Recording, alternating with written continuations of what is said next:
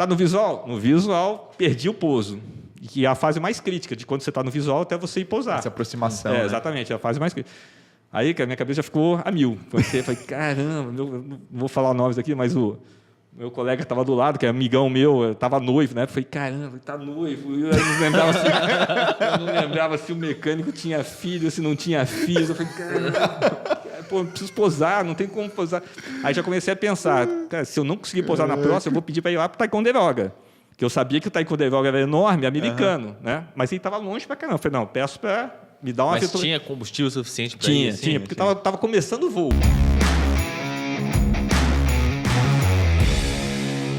E aí, seja muito bem-vindo a mais um episódio do 01Cast, podcast 01, o podcast oficial do Concurseiro 01, né? E hoje a gente está aqui com a presença mais que ilustre. Confesso que eu estou até um pouco nervoso aqui. Eu estou nervoso. O William também está um pouco nervoso.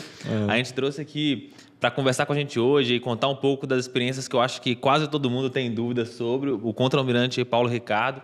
Ele entrou para a Marinha já há bastante tempo, trilhou uma carreira gigante lá e vai trazer um pouquinho da experiência dele aqui hoje, contar um pouquinho da história dele, mostrar coisas que a gente não consegue descobrir na internet de forma acessível, pelo menos, né? E eu acho que quase ninguém tem aí a possibilidade de conseguir conversar com o almirante de perto. Então, contra-almirante, primeiramente, muito prazer aí. Obrigado. Muito obrigado, né? E muito prazer ter o senhor aqui. Se eu puder começar contando um pouquinho quem é o senhor para o pessoal de casa. Sim. Bom, então, antes de mais nada, agradecer aqui o convite, tá? Guilherme, o William, da Carol também, que não está aqui, mas que fez o convite, né? Para mim é um prazer estar aqui. Confesso que é uma novidade para mim, né? Totalmente diferente estar sendo entrevistado aqui. De repente eu lanço minha carreira paralela de digital influencer a partir daqui. Vamos ver se dá certo. Mas, brincadeiras à parte, assim, eu sou natural de São Paulo, né? Meu pai era aviador da Força Aérea. Ele entrou para a Força Aérea porque os pais não tinham condições de pagar uma faculdade. Na oportunidade dele lá, e foi para Barbacena, foi para a AFA e depois virou oficial. E atualmente sou separado, tenho 2 filhos que moram em Brasília, né? E entrei para a Marinha em 82, direto para a Escola Naval, e saí da Marinha em 2018, depois de 36 anos aí de Marinha. Caramba. E hoje estou morando no Rio, trabalhando numa área aí, depois eu posso falar do que eu estou trabalhando. Legal. Almirante, acho que, assim, a pergunta que seria legal a gente começar, o senhor, sem dúvida, trilhou uma carreira que é muito grandiosa. Quase, acho que todo mundo que eu converso, na verdade, que quer entrar para a Marinha ou para alguma Força Armada, a pessoa ela tende a ter o sonho de chegar a oficial general.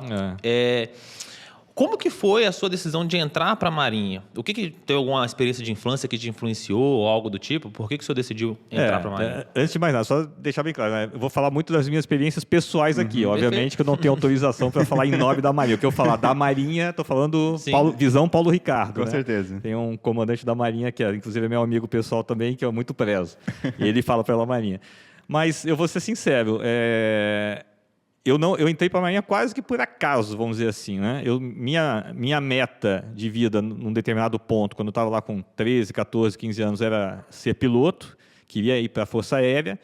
Cheguei a fazer a prova para a AFA e passei na parte escrita, passei da parte médica, teve uma questão de estar com astigmatismo naquela época, estava no limite, estava dentro, poderia entrar por causa do astigmatismo. E teria que fazer uma cirurgia de septo na época também. Eu falei, não, eu quero ir de qualquer jeito. Estava com aquela pupila dilatada, não sei o quê, não, quero ir, que o médico falou. Só que o médico, quando falou com meu pai também, que meu pai é aviador, meu pai me aconselhou, você está com 17 anos, por que você não faz o ano que vem de novo? Até então só tinha prestado vestibular para engenharia e AFA, eram as duas únicas coisas que eu tinha prestado. E aí meu pai falou comigo, você está no limite, se você entrar para a Força Aérea, você vai querer ser piloto, e aí lá o médico te falou que pode dar uma piorada, pode dar uma melhorada, que você está na fase de transição, por que você não espera mais um ano, não sei o quê? Daí, obviamente, muito contrariado, eu falei, não, tá bom, então vou esperar mais um ano, porque eu estava fazendo a Escola Técnica Federal em São Paulo, e eram 4 anos. Aí eu prestei, no final do 3º ano, eu prestei o concurso para a AFA, mas eu tinha onde estudar um 4º ano para ter um diploma de nível técnico, né? Eu ia ficar parado, né? Só eu perguntar, o AFA, para quem não sabe, é a Academia da Força Aérea. Isso, e Barbacena é o preparatório da Força Aérea também, que é como se fosse o nosso colégio naval, né? A pessoa faz o ensino médio lá. E aí eu também, como eu já estava nessa escola técnica, eu só fiz direto para as academias, vamos dizer assim, para a escola naquele ano, só para a Academia da Força Aérea. Aí passou esse um ano, aí meu pai veio transferido para o Rio. Eu vim inicialmente com meu pai para o Rio, mas não me adaptei porque eu tinha até que fazer o 4º ano, como eu falei. Sim. Voltei para São Paulo, fiquei morando numa pensão lá, que muitas histórias, que era bem era o que dava para pagar, né? Então, muita gente por metro quadrado. Muita gente por metro quadrado, exatamente, um banheiro só. Então, foram altas experiências com 17 anos. Mas aí eu fiquei em São Paulo e vinha visitar meus pais de vez em quando. Meu pai estava fazendo um curso aqui. E no curso que meu pai estava fazendo, tinha um oficial da Marinha convidado, um do Exército, da Marinha, convidados para fazer o curso lá junto deles, né? Um curso já num nível mais alto. Meu pai, na época, já era coronel. E aí eu vim num desses finais de semana, tinha um senhor jantando lá em casa com meus pais, e meu pai me apresentou, esse que é o comandante tal, e ele é piloto da Marinha. Né? Eu falei, piloto da Marinha? Não sabia que Marinha tinha aviação. Né? Aí conversei um pouco com ele, descobri muita coisa que eu não sabia, total ignorância, apesar de meu pai ser militar, eu não sabia dos caminhos da Marinha. Né? E ali, naquele ano que eu ia continuar em São Paulo, prestando novamente a AFA, Academia da Força Aérea, os vestibulares normais, né? Aí me inscrevi para a Escola Naval, concurso da Escola Naval. E como meus pais estavam aqui, eu vim no final do ano, fiquei baseado aqui. E aí eu fiz todos os exames, fui passando nos dois, na Academia da Força Aérea e na Escola Naval, mas eu gostei muito da Escola Naval, não conhecia. Eu fui visitar, fui fazer os exames, né? Passei no exame escrito, aí fui fazer o exame médico no Hospital da Marinha, depois fui fazer o físico na Escola Naval. Eu adorei a Escola Naval. E aí fui vendo mais ou menos o que eu queria. Então, foi por isso. Eu entrei na Marinha, assim. Confesso, e eu acho que é uma grande maioria, vamos supor, se a pessoa pode até sonhar em ser oficial general quando está entrando, desde que você tenha alguém na família que você já saiba mesmo o que é. Está habituado com a experiência. O normal, eu acho que o normal do jovem, pelo menos da grande parte da minha turma, ninguém nem imaginava o que era direito oficial general. Eu não sabia o que era direito, apesar de ser filho de militar. Né? Então, isso veio, obviamente, muito depois que você já pega o fluxo de carreira, sabe como é que são as coisas. Daí você pega, alguns ficam para tentar ir ao oficial general. Né? Legal. O senhor comentou que foi quando você já queria entrar para aeronáutica, eu acredito até talvez por influência do seu pai, né? Com certeza, adorava voar. Da aeronáutica. E quando você percebeu que dava para ser aviador na Marinha, abriu-se o leque. Sim. E você foi para a Escola Naval. Quando o senhor chegou na Escola Naval, ainda assim haviam vários caminhos na Escola Naval, né? O senhor poderia ter virado intendente, poderia ter ido para o Corpo de Fuzileiros. Isso. E eventualmente o senhor foi para o Corpo da Armada, né? Como que o senhor decidiu? Como que foi a decisão de chegar na Escola Naval e ir para o Corpo da Armada ali? As coisas, vamos supor, o pessoal acha, não, tudo é pensado. Não é, nessa idade você vai muito pelo teu limite de decisão que você tem ali, os dados que você tem para decidir, né? Eu fui para a Armada porque, até conversando com meu pai, era o corpo dentro da Marinha que mais se assemelhava ao aviador na FAB. Aqui, vamos supor, era a maioria da Marinha que tocavam a Marinha eram da Armada, né?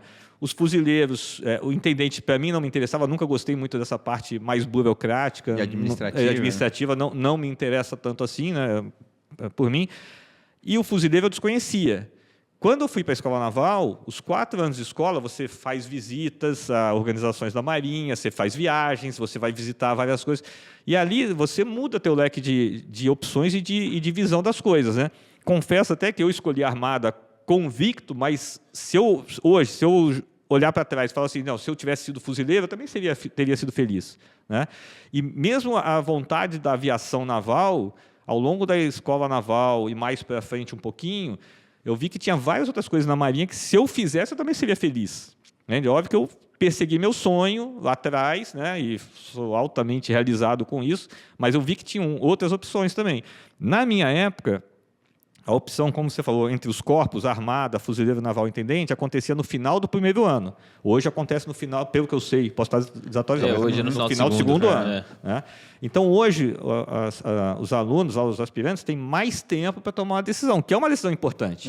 Porque cada vez que você toma uma decisão na Marinha, do corpo, do curso, tudo mais, você tem um leque enorme de opções e o leque é enorme, enorme. Você pode, eu diria que teve dar um exemplo típico. Dentro da Marinha, teve gente que concorreu a ser astronauta nos Estados Unidos. O nosso astronauta, que hoje está lá em São Paulo, concorrendo, foi ministro, né?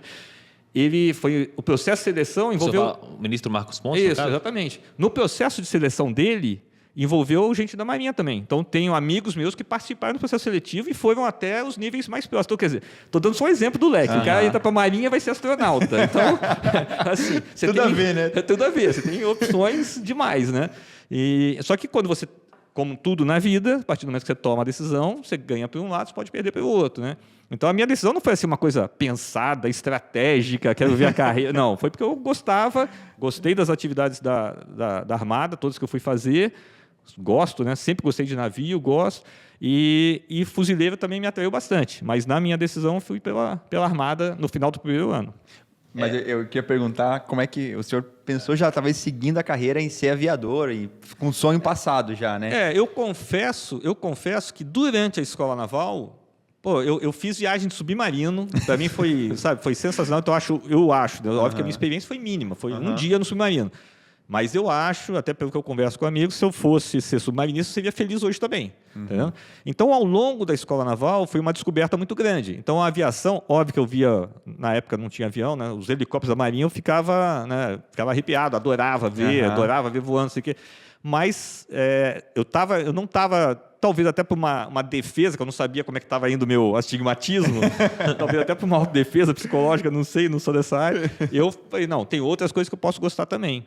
Então, meu leque foi ficando sempre aberto, né? E a opção para aviador é só no final do primeiro ano de segundo tenente naquela época. Sim. Então, você tinha ainda o quinto ano da escola, que você faz viajando, mais um ano de segundo tenente para escolher, né? Tem que cumprir os requisitos de embarque do navio. Exatamente. Eu achei legal o que o Almirante pontuou, que, de fato, não é uma decisão fácil você escolher entre ir para a carreira de Corpo da Armada, ou ir para o fuzileiro, ou ir para o intendente. Porque o meu professor falou isso quando eu estava no ensino médio, cara. Ele falou assim, vocês levam... A gente estava decidindo, né? Que, eu quero fazer engenharia, eu queria fazer medicina, outro queria fazer direito. Cada um estava decidindo o que queria fazer da vida. Como eu sou do interior de Minas Gerais, ninguém pensava em marinha, porque nem se fala no interior de marinha lá. Você só vê propaganda assim da televisão, mas fora isso, é muito... Minas Gerais ainda, que não tem mais, é muito distante. E aí o professor ele falou, cara, vocês ainda não perceberam o quanto essa decisão vai influenciar a vida de vocês, porque não vai ser só a carreira que vocês vão seguir. Isso daí vai definir com quem vocês vão casar, porque se você parar para olhar, médico casa com médico, engenheiro casa com engenheiro, você vai encontrar a pessoa que... Você mesmo, a sua noiva é engenheira mecânica igual a você. Você acaba encontrando a pessoa ali que você vai talvez viver um relacionamento longo aí durante a faculdade, você encontra oportunidade de emprego que você nunca encontraria em uma outra profissão. Então, essas decisões, apesar de a gente ter uma quantidade pequena de informação, elas são drásticas no ponto de vista e numa fase da vida muito crítica, né? Porque você não pode falar que você tem a maturidade para fazer. Não tem maturidade. Você tem influência de alguém que é positivo na tua vida ou não. Então, pessoas, né? Amigos, parentes... Almirante, eu queria fazer outra pergunta, que eu acho que essa daí, até para mim, foi um ponto de dúvida quando eu parei para pensar em aviação naval. Porque, na verdade, lendo e estudando sobre, o que eu vi foi a primeira força armada a utilizar meios aéreos como poder militar foi a Marinha, não foi a Força Aérea. Sim. Não foi a FAB, né? Apesar disso, quando a gente fala de marinha, a gente não pensa em aeronave. Ninguém pensa em caça, ninguém pensa em helicóptero, não pensa em navio. E quando se fala em força aérea, se pensa em aeronaves. Sim. Da mesma forma que também quando você fala em força aérea, você não pensa em tanque, você não pensa em navio, você pensa em aeronaves. E tem fuzileiro naval, tem lá os tanques. Eles têm os clanfs, né? Então, a pergunta que eu queria fazer é o seguinte... Tanto a Força Aérea, ela tem um grande poderio aéreo, né, sem dúvida nenhuma, mas a Marinha também tem um grande poderio aéreo. Onde é que termina, como que funciona essa relação entre as duas forças quando se trata do meio aéreo? Onde é que termina, por exemplo, a jurisdição de uma e começa de outra, entendeu? Tá. Quais são as atribuições ali? Qual que é o poder da Marinha sobre o meio aéreo e qual que é o poder da aeronáutica? Tá, não, ótima pergunta também. E aí, pegar até um gancho numa coisa, porque é o que eu penso, opinião minha, né?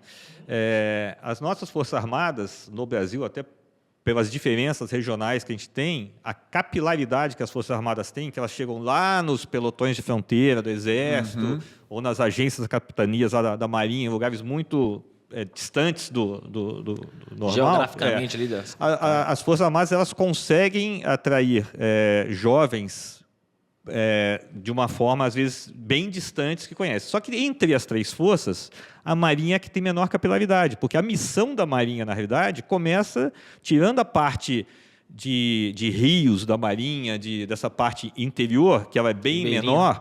A missão da Marinha começa onde termina o Brasil. Então, ela começa depois do nosso mar territorial, depois da nossa zona contígua. Né? Depois das 24 milhas é onde estaria o grande poder da Marinha. Né? E até então, por 12 milhas, a polícia pode atuar, 24 milhas já tem uma restrição, mas também poderia atuar, e o restante é a Marinha, praticamente. Então, é muito comum as pessoas não saberem o que a Marinha faz. Isso é comum, porque a Marinha não faz aos olhos. Muito pouca coisa está na presença dos olhos do cidadão comum. E um outro ponto também é que a Marinha, historicamente, estrategicamente, pelo ponto e por tudo mais, a Marinha é muito concentrada em grandes centros. Então, os meios navais normalmente estão em capitais, diferentes do Exército, diferentes da Força Aérea. Né? Então, também, na minha visão, o que acontece? Quando você vive numa cidade grande, como o Rio de Janeiro, a interação ela existe no ambiente de trabalho. Fora do ambiente de trabalho, ela é mais restrita e, mesmo assim, ela se dilui. Certo? Eu morei muito tempo em São Pedro Aldeia. São Pedro Aldeia é uma cidade pequena. Lá, a interação entre os militares e entre as famílias dos militares e entre a população local fora do ambiente de trabalho é muito grande, porque são cidades menores. Então, quando você pega Todo mundo se conhece, basicamente. Todo mundo se conhece. Quando você pega uma organização do Exército mais afastada, no interior, né, ela vai aparecer muito mais. Né? Então, esse é o primeiro ponto. Então, voltando à sua pergunta, né, a Marinha ela vai atuar, vamos supor, na área, cada força tem a sua atribuição constitucional de defesa da pátria. Cada uma vai atuar numa área, certo? Que seria, no caso da Marinha, muito mais voltada para o mar, tirando o fuzileiro, que faria a volta do mar para a terra, né? A conquista de um território que foi nosso, a gente perdeu, voltaria para recuperar. O Exército pelo território todo. E a aeronáutica, a questão da aeronáutica é a questão da autonomia das aeronaves. Porque as aeronaves da FAB, elas não teriam um abastecimento, numa operação exclusiva da Força Aérea, elas não teriam como abastecer no mar. Elas teriam que decolar e fazer a missão delas, então ficaria mais restrita a questão da distância. Já a Marinha tem as aeronaves embarcadas, que abastecem no navio. Né? Obviamente que isso aí tem melhorado com o Ministério da Defesa, as aeronaves a gente embarca, faz operações conjuntas com aeronaves, helicópteros do Exército e da Aeronáutica embarcados em navios da Marinha, e eles já estão se expandindo, mas isso aí já seria uma operação conjunta com as três forças. Né?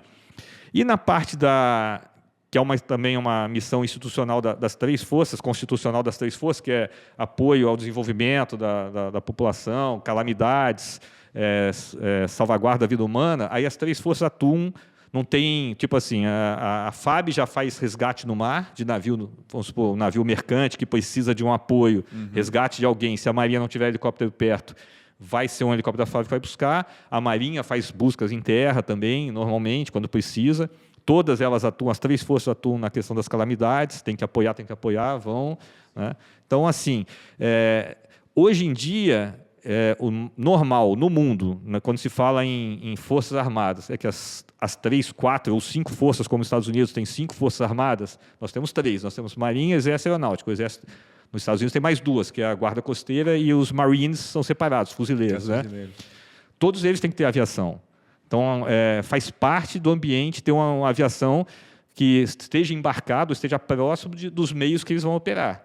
Então, na Marinha, especificamente, hoje, a gente não tem um porta-aviões. Né? A gente teve o porta-aviões em São Paulo até pouco tempo atrás. Então, nossos aviões hoje têm que operar de terra, mas todos eles podem ser reabastecidos no mar. Agora, todos os nossos helicópteros podem operar a partir de navios da Marinha. Então, a gente faz viagens pelo mundo, fiz várias viagens no mundo embarcado em navio, estava como piloto do helicóptero, mas embarcado em navio da Marinha, fazendo missões com outras marinhas, né, do mundo e desse tipo. Eu acho que o senhor tocou num ponto importante que pouca gente sabe, mas a gente tem um navio Capitânia, né, que é o Atlantic, que eu diria que é um navio extremamente moderno e bem equipado para a necessidade que a Marinha tem, voltado também para a aviação da parte, que é um porta-helicóptero, né? Para quem não sabe, é um porta-helicóptero e eu acho que consegue... na realidade, ele até pode ser utilizado, óbvio, com pequenas modificações, para operação de aeronaves de asa fixa, mas com decolagem vertical. Então, vamos supor, um F-35 desse, que é uma aeronave super moderna, né, que faz a decolagem, o tipo dela, que eu não lembro, eu acho que é o F-35B, que faz a decolagem vertical, poderia operar no Atlântico. Entendeu? Então, assim, por isso que até mudaram a denominação deles, para agora, na realidade, é um navio aeródromo multipropósito, porque ele é um aeródromo, né? Ele pode até operar. Agora, hoje, no momento, o Brasil não dispõe das aeronaves que fazem decolagem vertical, de asa fixa. Né? Legal. E, Almirante, no fim das contas, como que é o dia a dia? O senhor comentou, né, que por muito tempo o senhor fez missões ao longo do mundo, embarcado em navio, mas como piloto ali da aeronave que estava no navio.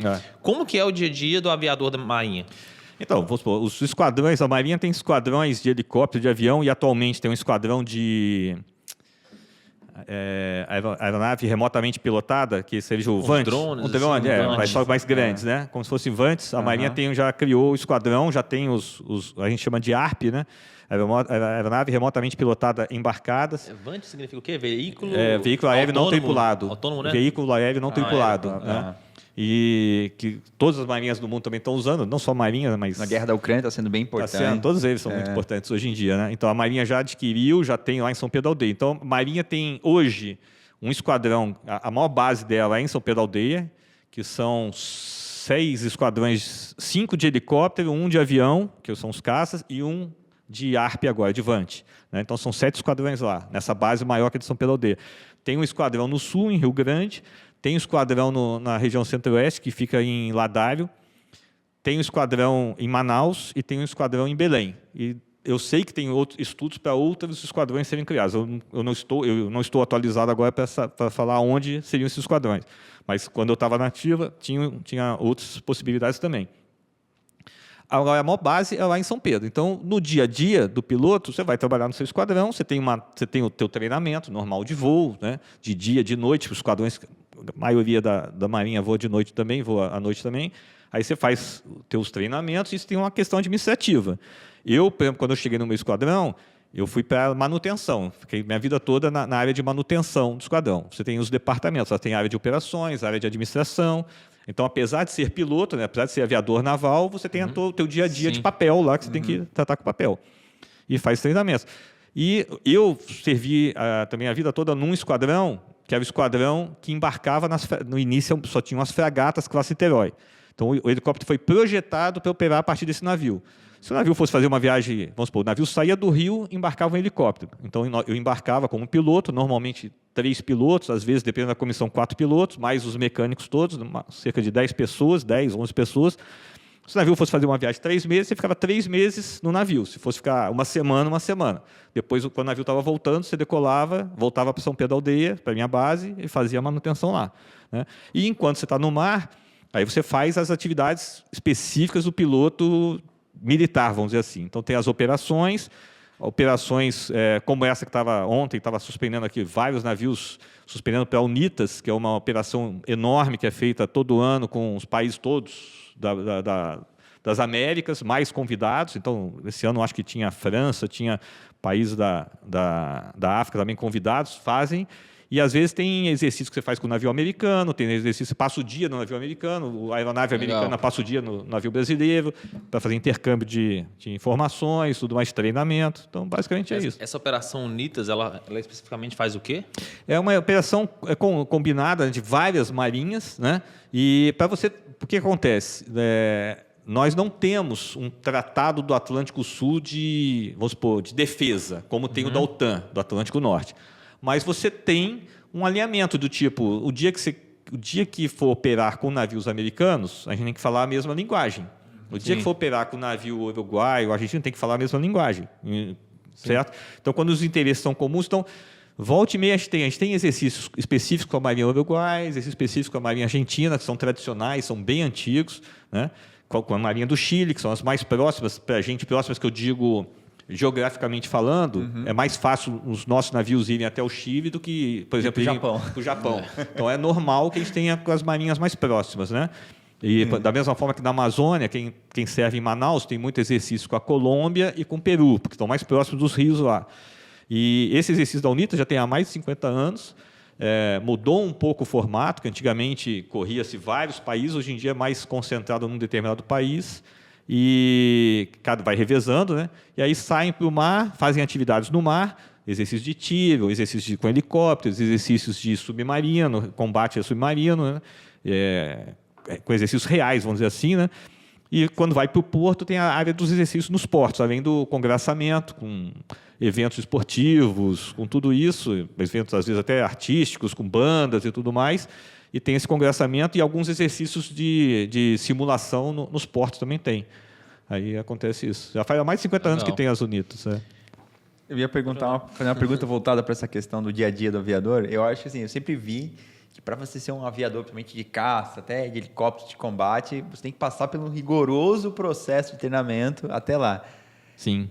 E como é que é? Como o senhor começou a passar por esse processo de treinamento? Tem que também, às vezes, fazer treinamento na FAB, vai, volta, tem... Sim, com certeza. Tem que estar bem fisicamente, a visão aguçada. Mas é bom, se serve de consolo, é bom que você faz esse treinamento quando você é jovem. Então, com certeza, você está com o melhor preparo físico que...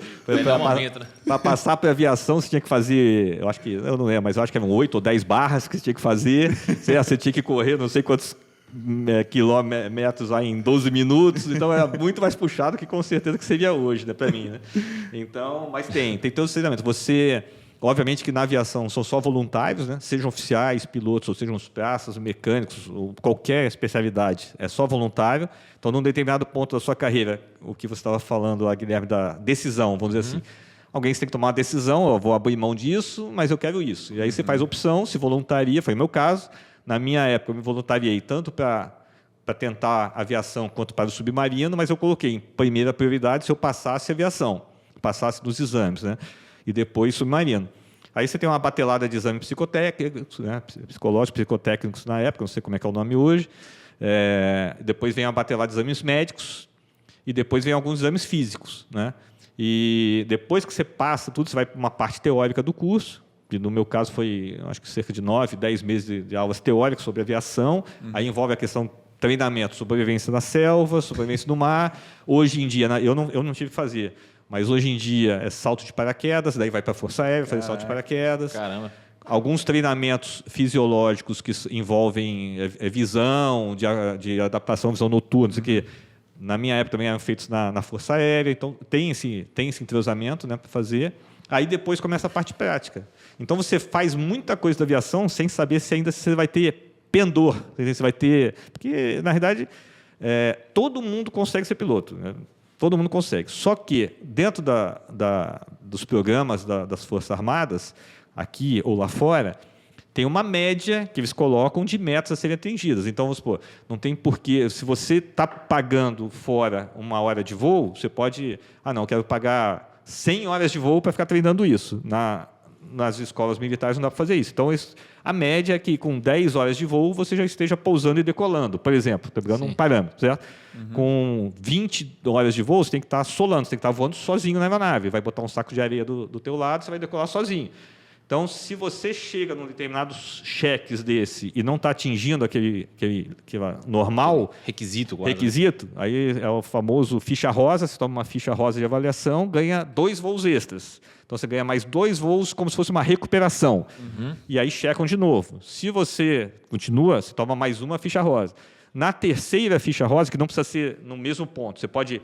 passar desse ponto, estou pousando e decolando com 10 horas. Chega mais para frente. Não consecutivas, né? Exatamente, não consecutivas. Na terceira ficha rosa, você já vai para um conselho, que aí vão falar, você pode ser piloto, só que na condição que a Marinha quer, não vai dar para você, porque a gente não pode ficar investindo infinitamente em você. E aí acontece, eu tive na minha turma de aviação, 2 amigos meus foram desligados do curso de aviação, não saíram da Marinha. Foram felizes em outras áreas da Marinha. Como eu falei, voltaram e foram fazer outra especialidade, né? Não teve nenhuma desistência voluntária, que às vezes acontece também. A pessoa chega lá e não se adapta e fala, não é o que eu pensei, desistir. Vai para outra área também. Né? Então nessa parte é até bem aberto, né? Se a pessoa ela sentir que foi uma escolha equivocada, ela pode vai para outra área, sem problema nenhum. E mesmo, às vezes, na própria, não sendo nenhum desses cursos, como eu falei, assim, eu estou falando muito desses cursos, tipo aviação, submarino, mergulhador de combate, porque são os mais que exigem uma rigidez física maior. Rigidez física e mais identificação com o curso, porque envolve alguns alguma questão manual, vamos dizer assim, né? Tem que ter alguma habilidade manual, mecânica, alguma coisa nesse sentido. Mas mesmo os outros cursos, se você não está feliz com o curso, você pode, óbvio, não vai ficar pulando de curso em curso, certo? Não, de infinito. De infinito. Vai ter que estar de acordo com o que está escrito pelos regulamentos, mas a pessoa sai de um curso, vai para outro e vai ser feliz em outra área também. E mesmo dentro da Armada, só pegando um gancho, né, dentro do corpo da Armada, o leque de opções da Armada é muito grande, é muito grande. Eu tenho colegas de turma de escola naval que foram ser engenheiros, porque você pode fazer, depois que você for da Armada, você fazer um concurso interno para engenharia na USP, faz na USP engenharia, ou no IME, ou no ITA, que eu tenho amigos engenheiros aeronáuticos, a Marinha mandou para o ITA. Então ele era da Armada, ele terminou o curso lá, entrou para o corpo de engenheiros da Marinha. E foi ser feliz isso. Eu tenho amigos que continuaram na Armada por um tempo, depois foram fazer o que chamam de QTE, que é quadro técnico especializado, se não me engano, posso estar errando aqui a sigla, mas é isso, e foi fazer um mestrado em dados computacionais nos Estados Unidos. Ficou 2 anos e meio lá, voltou, ficou numa área mais técnica da Marinha, não embarcava mais em navio, ficou por um bom tempo usando o conhecimento que a Marinha investiu nele nessa área técnica, né?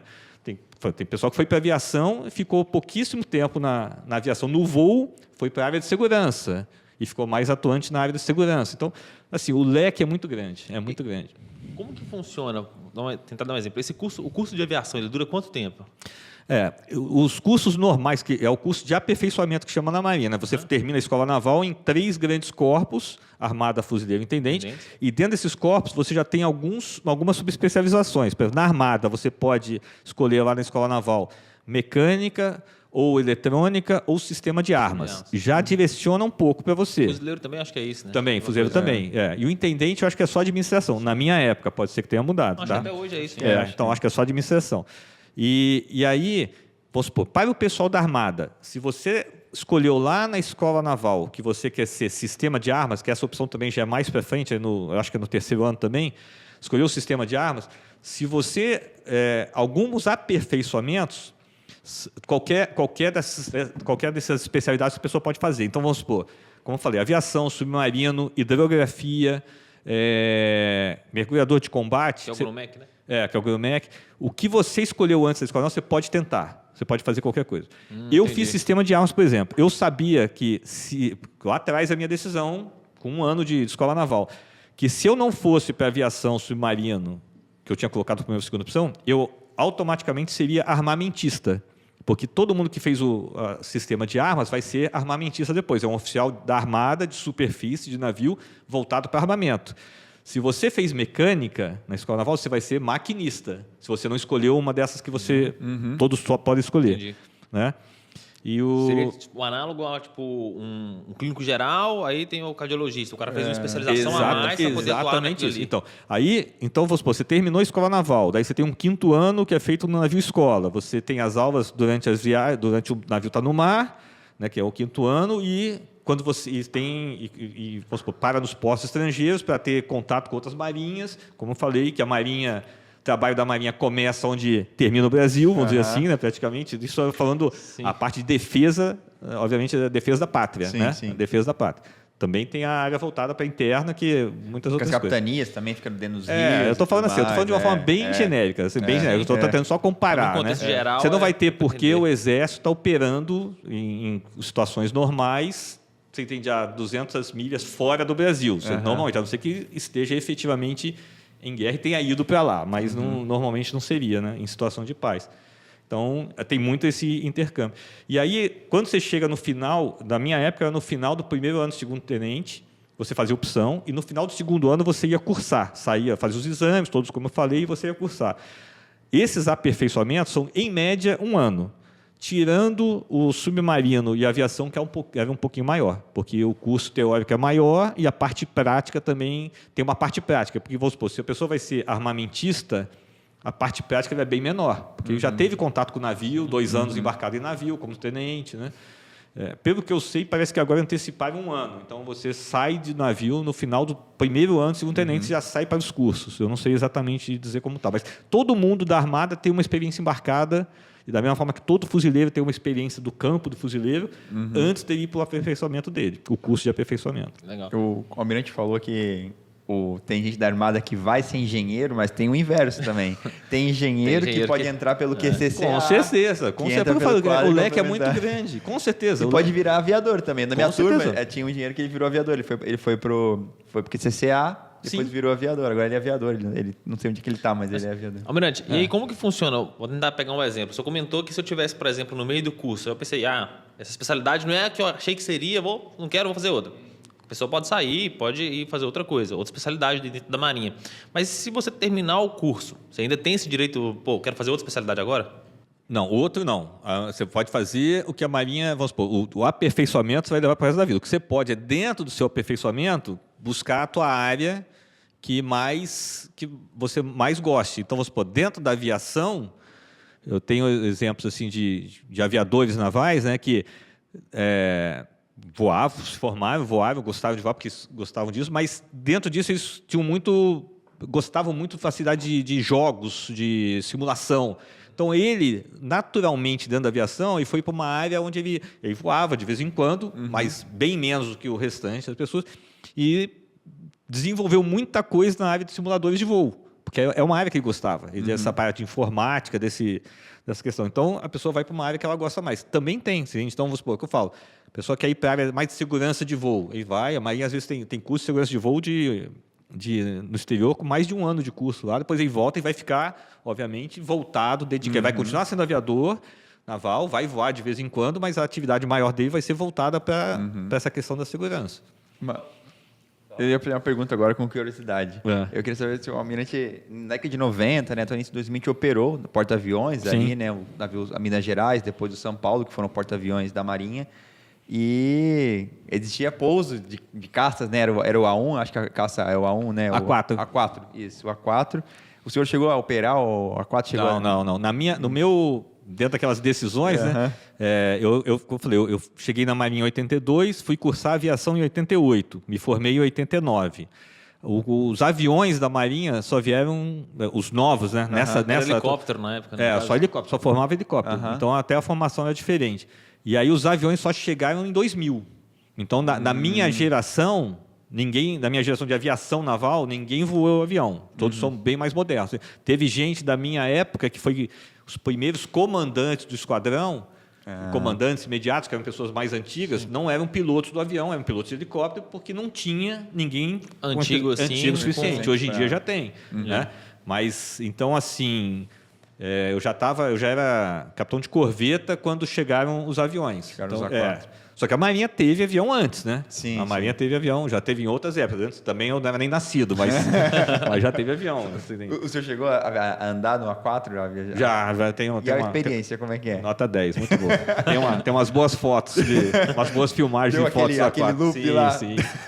Mas eu já tinha, assim, eu sou um pouco... suspeito, assim, porque eu sempre gostei da atividade, porque, como eu falei, como meu pai era na FAB, eu tive a oportunidade de voar algumas vezes também. Também fazia, às vezes, algumas aeronaves mais de manobras, vamos dizer assim, né? Então, também já tinha alguma experiência nisso aí, não tinha muito problema. Eu até ia perguntar, porque esse colega meu, inclusive, eu vi uma foto dele, ele estava andando na Esquadrilha da Fumaça. O senhor teve a oportunidade de participar alguma coisa com a Esquadrilha? Não, da Esquadrilha não. Fui visitar já a Academia da Força Aérea, até como almirante, né? Fui lá convidado, fui visitar, porque a gente estava... Uma parte da formação dos pilotos do avião da Marinha é feita lá em contato com a Força Aérea, é feita na Academia da Força Aérea. Né? Eles voam lá o T-25, depois o T-27, e aí os que são selecionados vão para os Estados Unidos. Então, a gente tem sempre pessoal de Marinha lá também. E, então, a gente tem um contato muito estreito com a Força Aérea. Eu ia só para terminar essa questão do caça, que eu acho interessante. Eu ouvi dizer uma vez que para o treinamento, o piloto tinha que estar muito bem treinado para fazer um pouso no porta-aviões. E tinha um treinamento a cada 6 meses, que ele tinha que, pelo menos, fazer um pouso a cada 6 meses. E se ele não pudesse, ele perdia a habilitação para pousar no porta-aviões. Era assim, mais ou menos? Mais ou menos assim mesmo. É mais ou menos assim. A pista de São Pedro Aldeia, agora não perdeu um pouco a necessidade disso, porque, como eu falei, a gente não está com um porta-aviões, nem tem uma previsão de ter um porta-aviões no curto espaço de tempo. Né? Nós estamos com os A4 modernizados lá, um número limitado de modernizados, mas estão operando a partir de terra. Mas na pista do aeródromo do Vale do São Pedro Aldeia tem a pista do Minas pintado ali, do Nael Minas Gerais. Para os pilotos treinarem primeiro no solo. E uma função também que é importante é aquele oficial que sinaliza o pouso para quem está vindo pousar. É um aviador naval que fica no porta-aviões, que sinaliza. Esse cara também, além de ser piloto, tem que ser um cara experiente, porque ele que vai dar uma orientada final ali na chegada, né? Mas não é só avião que tem essa qualificação. Todos os esquadrões de helicóptero têm essa qualificação. Também tem. Então, o que acontece? Se eu estou qualificado, porque, vamos supor, como eu te falei, a gente faz pouso noturno de helicóptero no navio. E o pouso noturno de helicóptero no navio também não é uma coisa simples, porque o navio está jogando, certo? É um navio pequeno. Não tinha parado para pensar nisso. É um navio pequeno, não é um navio, não é um transatlântico, tranquilo, né? Para pensar numa fragata, numa corveta. Para quem não sabe, o convô de uma fragata é muito pequeno. É bem pequeno. Só cabe o trilho do helicóptero, é bem pequeno, assim, praticamente. Aí eu falo, e aí é um pouso noturno. Então, essa questão da qualificação, com certeza funciona. Então, vamos supor, a primeira vez que você vai fazer os pousos noturnos, você vai com um instrutor do teu lado. Né? E o instrutor, você vai fazer 6 pousos noturnos, ele vai começar naquele pôr do solzinho, para ver como é que é, vai fazer os pousos noturnos, vai fazer os 10 pousos noturnos até se qualificar. Se você voltar dentro de 3 meses, basta você fazer 3 pousos visuais e aí você pode ir para o noturno. Se passar de 3 meses, você já tem que voltar, já é uma outra qualificação. Se passar de 6 meses, é uma outra qualificação. Aí você já tem que voltar com o instrutor para lá, porque literalmente... Não dá para errar. Mas tu já imaginou? Literalmente... Uma luzinha, só vê uma luzinha, porque o navio tem que estar apagado, porque senão fica um alvo fácil, né, no meio do mar ali para os inimigos, então tem só uma luzinha ali. Sim. Você está no breu, você está com uma aeronave que voa, né? Que voa. O navio, se dentro de errado, ele flutua. Você tem que fazer um pouso num lugar que só cabe a aeronave. No lugar que está jogando ainda, que está balançando. Sim. Alguns perrengues alguns perrengues foram passados com grandes amigos. Meus melhores amigos são os que passamos perrengues juntos ali no cockpit. Realmente tem que estar no nível de preparação altíssimo. O senhor já passou alguma situação assim de sufoco nesses pousos noturnos? Já. Momentos tensos. Mas assim, não por culpa de ninguém, não por culpa da aeronave, por culpa da situação, vamos dizer assim. Né? Um vento, às vezes, que vem lateral. A minha questão foi exatamente vento essa. Vem lateral. E aí, junto psicológico, cabeça a mil. A pressão intensa também, Né? Exatamente. Eu tenho deu uma... tudo certo, graças a Deus, deu tudo certo. Tá aqui, né? Tá aqui, não quebrou a aeronave, apesar do pouso ter sido intenso. Se tornou almirante, tá tudo certo. Apesar do pouso ter sido intenso, mas foi... Essa história eu sempre conto, que realmente foi sufoco. A gente tinha tido um acidente há pouco tempo, na minha cabeça, né, relativamente pouco atrás, e com perdas de amigos do esquadrão, que faleceram 3 no acidente. E aí, um tempo depois, fui fazer um treinamento também no Maunitas. No Maunitas, a gente estava lá no litoral da Argentina, frio pra caramba, já usando aquele... Quando você está abaixo de uma determinada temperatura da água do mar, você não pode voar com o teu macacão normal, que teu tempo de sobrevivência, se cair na água, é 5 minutos. Aí você usa um macacão todo emborrachado, né, que não é tão confortável, mas que te dá uma sobrevivência maior se tiver Tem que mais água. Isso ainda, né? Daí você usa uma roupa especial para fazer... E a gente ia fazer um treinamento normal, nós estávamos em 3 pilotos para voar naquela noite, a gente ia fazer 3 pousos cada um, tipo assim, eu fazia os 3 pousos, aí depois o cara que estava de copiloto passava para o outro, entrava o outro e a gente fazia um revezamento. Rodízio ali. E, obviamente, também que isso aí foi em 1994, a gente não tinha todos os recursos que a gente tem de meteorologia, de tudo que acontece, né? Era numa fragata nossa. Tinha um navio americano na Unis também, que era muito maior. Isso aí é importante eu falar, porque isso é meu raciocínio. Aí o navio Ticonderoga, da classe Ticonderoga, era muito maior que o nosso, de convoo, né? Eu já tinha operado de dia lá, então sabia mais ou menos como é que era. E a gente viu lá que está previsto chegar uma frente fria, já está frio, mas é normal aqui na Argentina, não sei o quê, vamos fazer o voo. Só que o vento que o navio dá para a gente pousar, ele é muito importante, porque o vento, o mar pode estar com um determinado vento, mas se o navio apoiar o vento ou um pouquinho para lá, um pouquinho para cá, ele muda o vento relativo, que é o que me interessa. Sim. Porque o navio está navegando. Se eu estivesse só pousando num lugar parado, não faria diferença. Mas como o navio está navegando, ele está a 15, 20 nós, a proa que ele está varia, né? Então interfere no pouso. E o navio estava com um problema de anemômetro. o anemômetro dele estava preso e ficou o tempo todo marcando o mesmo vento relativo para ele. O anemômetro é o que mede o vento. Sensor. Exatamente. E aí como se fosse uma birutinha lá. Só que ele ficou preso. E aí ficou marcando um vento que estava errado. Então o navio, ele não teve culpa, o controlador, que ele me passava o vento que ele estava vendo no computador dele. Só que estava errado. E aí decolamos, né? Ele foi tentar fazer o primeiro pouso. Eu via o navio quando ele falava que você está olhando só para dentro do helicóptero. Né? Aí chega uma hora que ele fala para você, ok, meia milha, 200 pés, informar se você está com um helicóptero visual. Aí eu olhava, eu via o navio, via uma luzinha do navio, no visual. Só que o vento que ele me passava, eu esperava que eu fosse chegar normalmente lá. Só que daqui a pouco o navio saía, fugia de mim assim. Que na realidade era depois, eu que estava sendo jogado para fora por causa do vento. O vento estava totalmente torto para mim. E eu imaginava que fosse chegar bem, aí perdemos a primeira decolagem, perdemos o primeiro pouso, então arremete, faz outro circuito, aí de novo, segundo pouso, está no visual? No visual, perdi o pouso, que é a fase mais crítica, de quando você está no visual até você ir pousar. Essa aproximação. Né? Exatamente, é a fase mais crítica. Aí a minha cabeça já ficou a mil. Eu falei, caramba, eu não vou falar nomes aqui, mas o meu colega estava do lado, que é amigão meu, estava noivo, né? Eu falei, caramba, está noivo. Eu não lembrava se o mecânico tinha filho, se não tinha filho. Eu falei, caramba, pô, preciso posar, não tem como posar. Aí já comecei a pensar, cara, se eu não conseguir posar na próxima, eu vou pedir para ir lá para o Ticonderoga.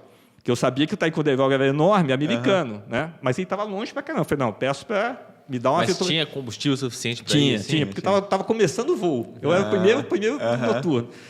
Aí, nisso, o terceiro piloto viu que a gente estava com dificuldade, ele foi para o centro de... o terceiro piloto não estava na aeronave, estava esperando a vez dele no navio. Estava no navio. Que é um grande amigo meu também hoje. Aí foi lá onde tem essa questão do vento, falou, cara, pode ser que esteja preso. Quando eles foram lá, fisicamente soltaram a biruta, o anemômetro, viram que estava totalmente errado o vento. Daí o navio guinou quase 120 graus, né? Só que daí você já está com a adrenalina à noite, começou a chover, não sei o quê, estava no alto. Eu falei, não, tem que ser agora, né?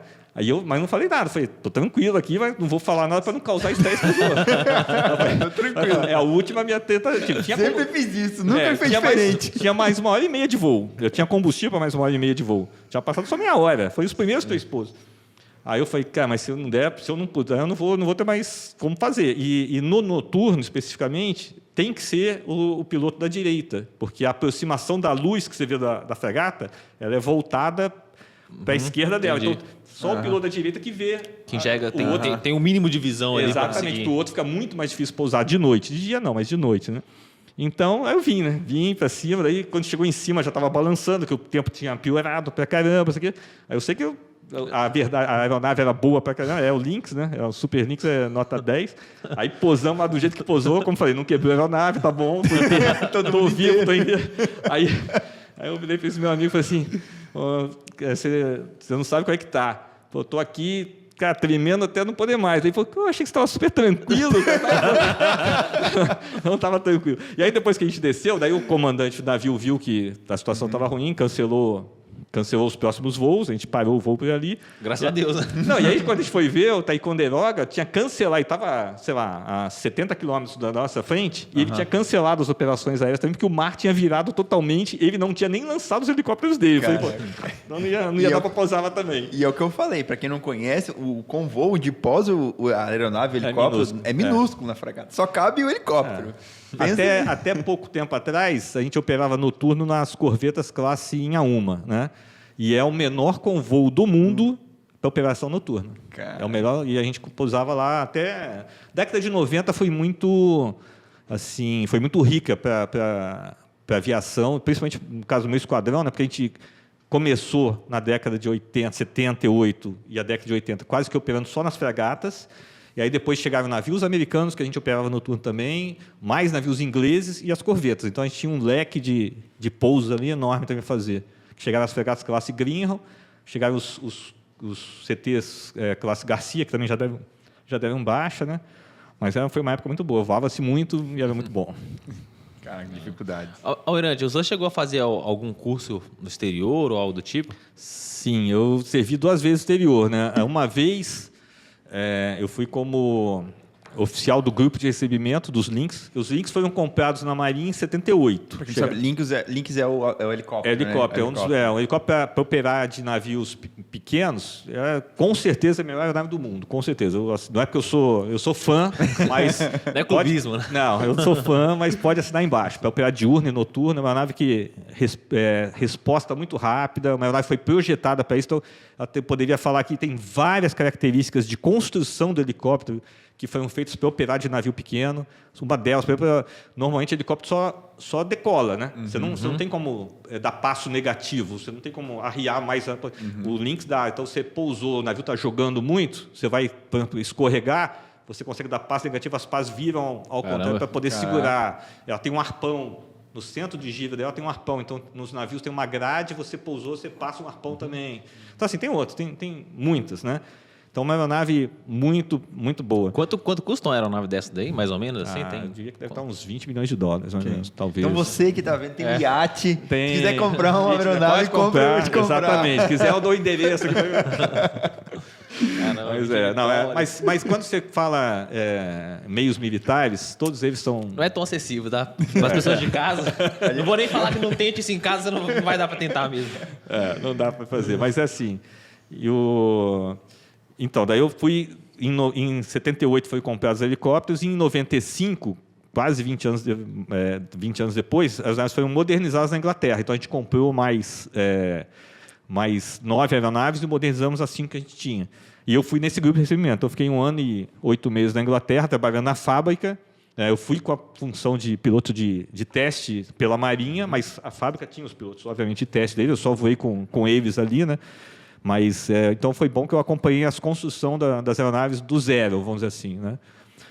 Mas eu era oficial novo, eu era capitão-tenente ainda. Onde que era isso? Era em Yeovil, é o interior da Inglaterra, onde ficava a fábrica, na época se chamava Westland, né? Depois mudou para GKN Westland, depois ficou...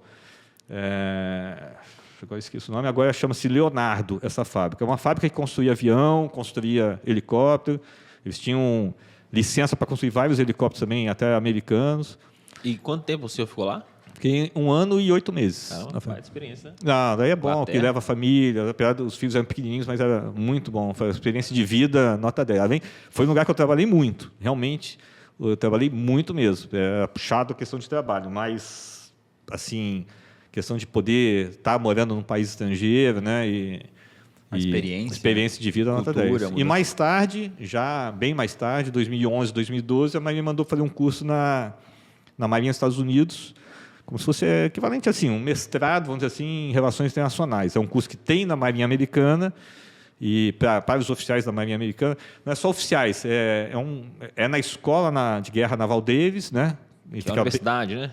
Mas vamos supor, meu curso tinha gente de 45 países, e um de cada país, né? Então, fui o representante do Brasil, aí tinham 45 países convidados e mais de 200 americanos. Mas americano, aí você tinha pessoal da Marinha, do Exército, da Aeronáutica, Guarda Costeira, Marines, como eu falei. Você tinha pessoal da FBI, pessoal das agências americanas. Você tinha um monte de gente, assim, bem legal. Nível muito bom do curso. O curso foi excelente. 2011 e terminou em julho de 2012. Foi 1 ano e pouquinho, então? Foi 1 ano e 4 meses, mais ou menos, 1 ano e 5 meses. Mas foi muito bom.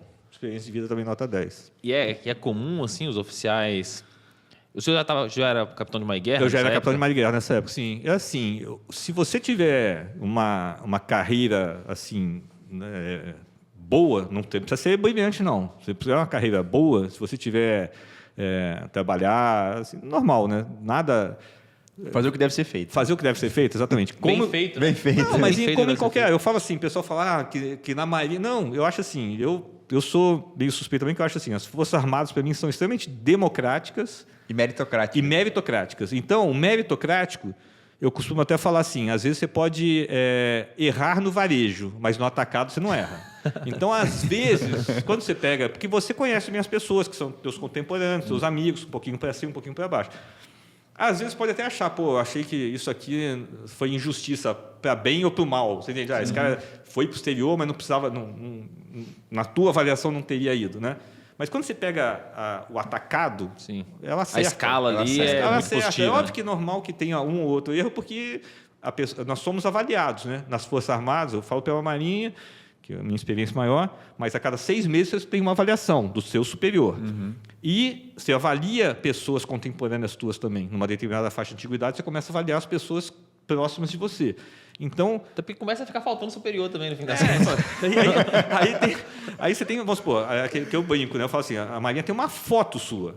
Então, pode ser que a tua foto, para mim, seja diferente do que a Marinha tem, mas é muito pouca diferença. É muito pouco. Então, pode ter erro no varejo, um aqui, outro ali, mas no atacado vai certo. Então, se você tiver uma carreira normal, que você fez os cursos de carreira, que você se dedicou, que você participou, como em qualquer outra profissão, você tem várias oportunidades. Você tem a oportunidade de comandar, que a Marinha valoriza muito e tem que valorizar. Então, mais do que exterior, é o comando.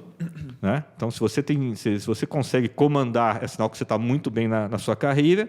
E você tem os exteriores também, que vamos supor, um exterior normalmente que você vai, e aí também é uma boa sinalização da Marinha. É sinal que você está no caminho certo, entende? Legal. Aproveitando o gancho, eu ia perguntar, o Almirante comandou navio também, não é? Sim, comandei 2 navios, quando era capitão de corveta, normalmente você tem um comando, no máximo, por posto, normal, né? Tirando o almirante. E aí, quando eu fui capitão de corveta, eu comandei um navio em Salvador, e como capitão de fragata, eu comandei o esquadrão, que eu fui minha vida toda de esquadrão, que é lá em São Pedro Aldeia, e como marinha de guerra, comandei um navio no Rio. O esquadrão ele tem quantas pessoas, geralmente? Da faixa... hoje eu estou desatualizado, porque criaram agora uma outra organização militar que fica toda a manutenção mais centrada lá. Na minha época, quando o pessoal da manutenção fazia parte do esquadrão, girava em torno de umas 200 a 300 pessoas. Eu juro que eu imaginei umas 40. Não. Só pilotos são normalmente uns 23, 24 pilotos por aí, normalmente. Aí tem, fora da área de piloto, você tem normalmente um psicólogo de aviação, ou psicóloga de aviação que fica no esquadrão, né? Você, às vezes, pode ter alguém que seja da quadra auxiliar, que fez carreira em algum outro lugar, depois foi oficial e vai lá também, fica normalmente na parte administrativa, mas pode ser de outras coisas. Então, assim, oficiais tem na faixa de entre 20 e 30 pessoas no esquadrão. E mais o pessoal, que a grande parte é da manutenção, que a manutenção exige muita coisa. Porque a gente pensa que na manutenção, vamos supor, esse pessoal, como os pilotos, eles trabalham no esquadrão, mas eles têm que embarcar também. Sim. Que a nave, a missão do esquadrão não é operar em São Pedro Aldeia. A missão do esquadrão é operar embarcado. Esse é a atividade fim do esquadrão. E lá de São Pedro Aldeia, tirando o esquadrão de instrução, que a atividade fim dele é dar instrução para formar novos pilotos, todos nós passamos por lá, formar novos pilotos. Todos os outros esquadrões, a atividade fim deles é embarcada. Eles podem até fazer missões em terra, apoio, como eu falei, numa catástrofe, alguma coisa assim, mas o foco, a atividade fim, está embarcado, porque é marinha.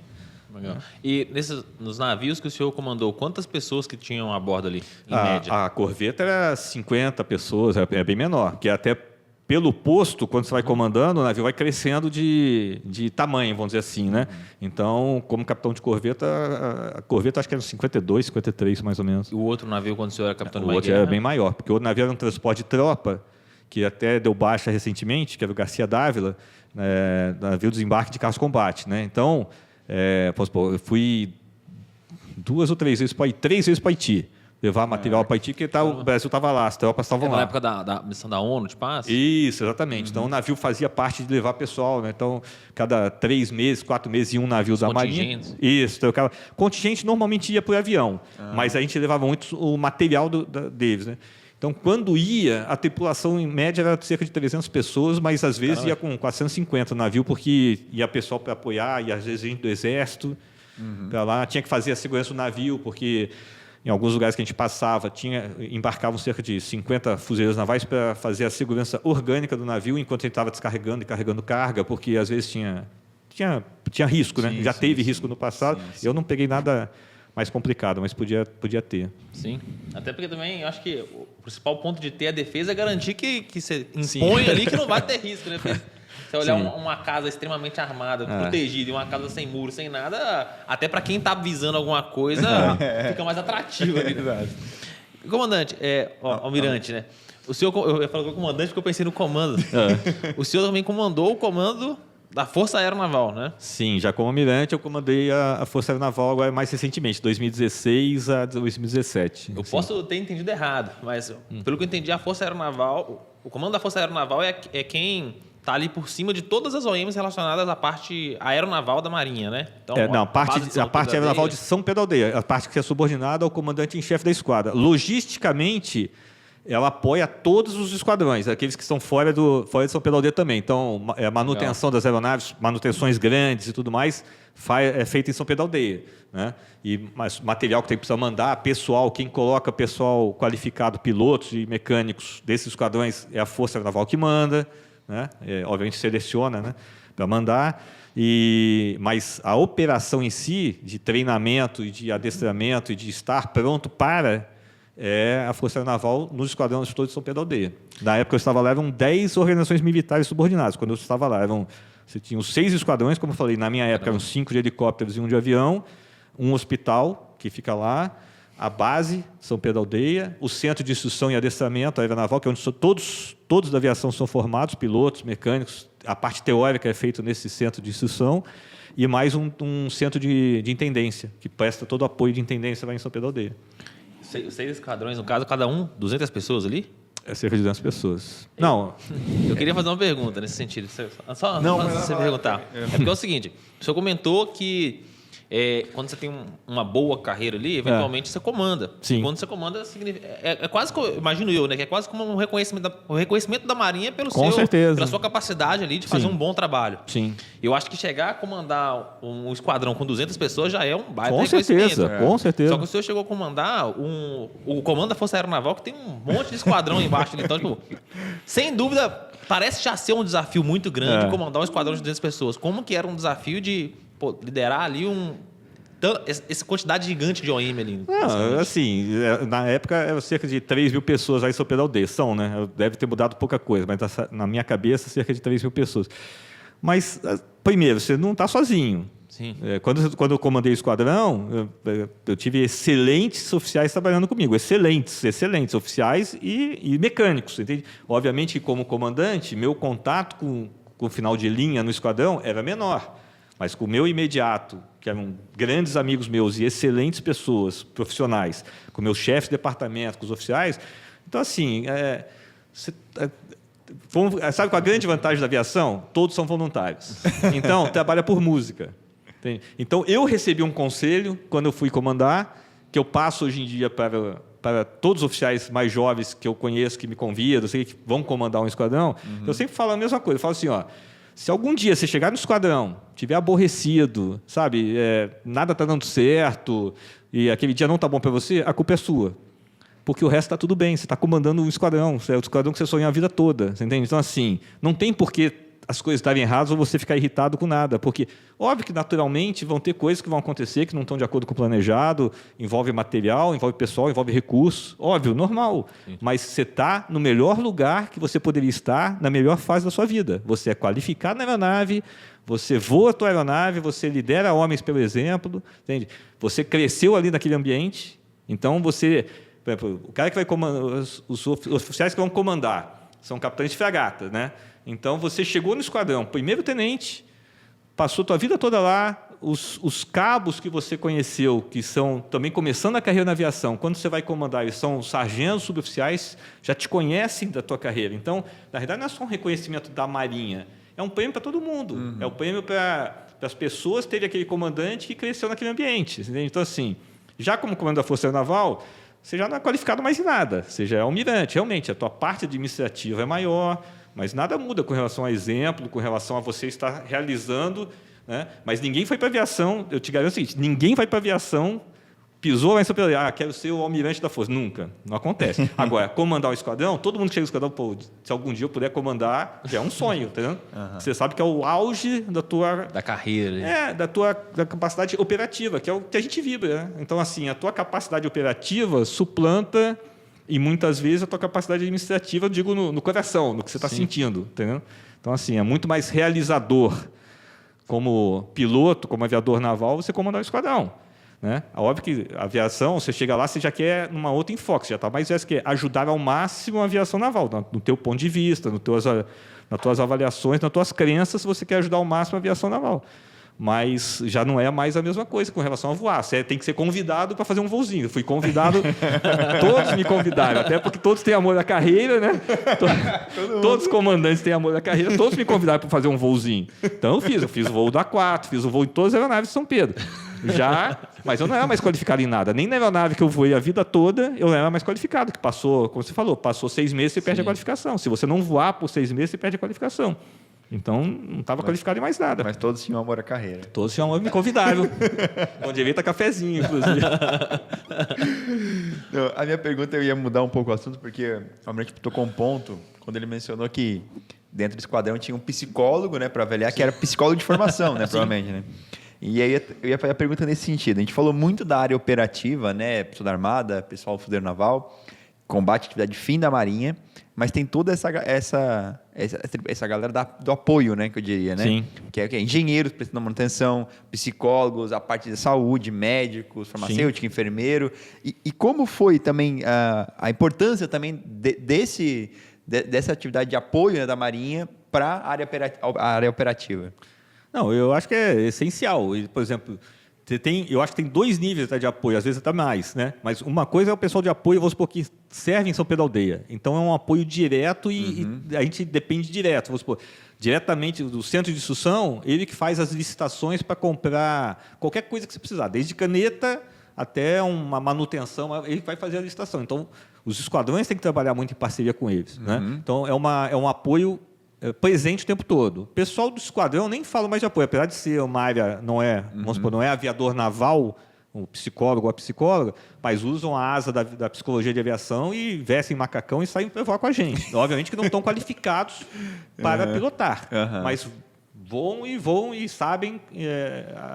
Então, apesar de ser considerado um apoio, mas para mim está na atividade fim da Marinha. Tem que ter, no esquadrão, tem que ter um psicólogo. Eu peguei, quando eu cheguei no esquadrão, lá em 88, 89, os esquadrões não existia essa psicologia de aviação, existia médicos de aviação. E cada esquadrão tinha um médico, né? Então tinha a sua importância, realmente era importante.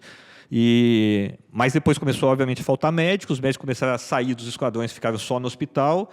E a Marinha deu um passo importantíssimo, para mim, na minha visão, 2006, 2007, em começar o curso de psicologia de aviação e até hoje ter cada esquadrão, não só em São Pedro, mas como fora, cada esquadrão tem o seu psicólogo de aviação. Eu tive excelentes, assim, o meu período de comando, foi 2006, 2007, né, do esquadrão, assim, foi milhões de exemplos positivos da presença do psicólogo na aviação no esquadrão, seja, no nosso dia a dia, muito bom. Então, assim, eu acho que foi um grande upgrade que a Marinha deu. E tem o apoio fora, que você não vê tanto, que às vezes você faz um pedido para alguma coisa, você tem quem vai fazer a compra do sobressalente lá fora, que está participando também. Você tem os hospitais do Rio de Janeiro, que você só manda alguém quando está num grau de necessidade maior do que o hospital que tem em São Pedro da Aldeia, né? Então, assim, também é importantíssimo, entende? Eu acho que o mais... Só que eu tentava falar isso quando eu estava comandando a força, né? Só que não pode perder é o foco. Você entende que quando eu cheguei na Força, naturalmente, o comando da Força Aeronaval é uma organização militar de almirante. Não, é a mais importante da área, né, acima dos esquadrões. Eu sou chefe dos esquadrões. Mas o que eu tentava falar para o meu pessoal da tripulação é o seguinte: a gente só existe comando da Força porque tem um esquadrão. Porque a atividade fim da Marinha, a Marinha precisa de esquadrão, a Marinha precisa de navio, a Marinha precisa dos fuzileiros navais, o resto é apoio. Então, como graças a Deus, a Marinha teve vários esquadrões concentrados, necessidade de criar uma força para tomar conta. Ali também. Mas a atividade fim do comando da Força é apoiar os esquadrões. Então, apesar de serem comandos de fragata, o que eles falaram para mim tem que ter um peso maior na minha avaliação, quando eu for ponderar os dados, do que outros oficiais de outros lugares falando, entendendo? Porque eles estão sentindo mais o problema e eles são atividade fim. É isso que eu acho que tem que ter sempre esse foco, né? Tem que existir o apoio, claro, mas tem que ter o foco do qual é a atividade fim. A Marinha só existe para navio, aviação, fuzileiros e outras atividades. Submarino, mergulhador de combate, essas coisas todas assim, né? Que são atividade fim da defesa. Operativo, no Exatamente. Caso. É minha visão, hein? Não, Paulo Ricardo. Faz muito sentido mesmo. Paulo Ricardo, minha visão. Bem legal. O senhor comentou também, Almirante, que teve inúmeras situações em que o psicólogo de aviação, a versão que fala, né? Psicólogo de aviação, se mostrou um ponto muito positivo ali durante o seu ano de comando. O senhor consegue comentar um assim para gente? Sim, assim, nós tivemos, assim, tem vários conselhos, né, nos esquadrões. Então, você tem o Conselho de Segurança, tem o Conselho de Prevenção de Acidentes Aeronáuticos, você tem vários conselhos.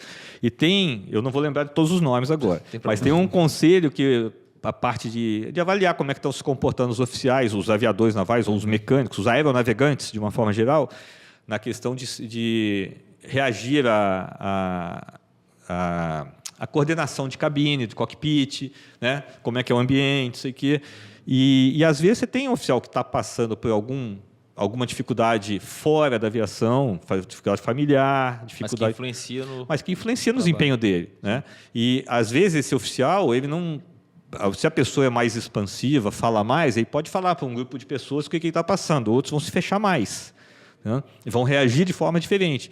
Então, e dificilmente um tenente vai chegar para um comandante do esquadrão, que é capitão de fragata, não, chefe, estou passando por isso, e vai falar para uma outra pessoa, né? Mas, então, assim, o psicólogo é importante ele estar atuando nesse meio todo, e dentro do conselho, e aí sim, o conselho tem o sigilo de quem está se tratando, como se fosse um médico, um psicólogo, e ali é feito o que é sugerido fazer? É sugerido fazer isso, fazer aquilo, ouve-se todo mundo e, obviamente, o comandante tem que tomar a decisão, que a decisão é do comandante, mas escuta todo mundo. Então, aconteceu da gente ter que tirar a aeronavegante da escala de voo, entende? Por comportamento. Né? Óbvio que esse comportamento estava ruim porque estava tendo problemas extra-esquadrão, mas estava afetando o esquadrão, estava afetando o voo. Ele estava sendo agressivo com outros tripulantes, né, em alguns momentos, tudo mais. Então, de colocar em risco todo mundo, no fim das contas. Exatamente. Então, ele foi afastado.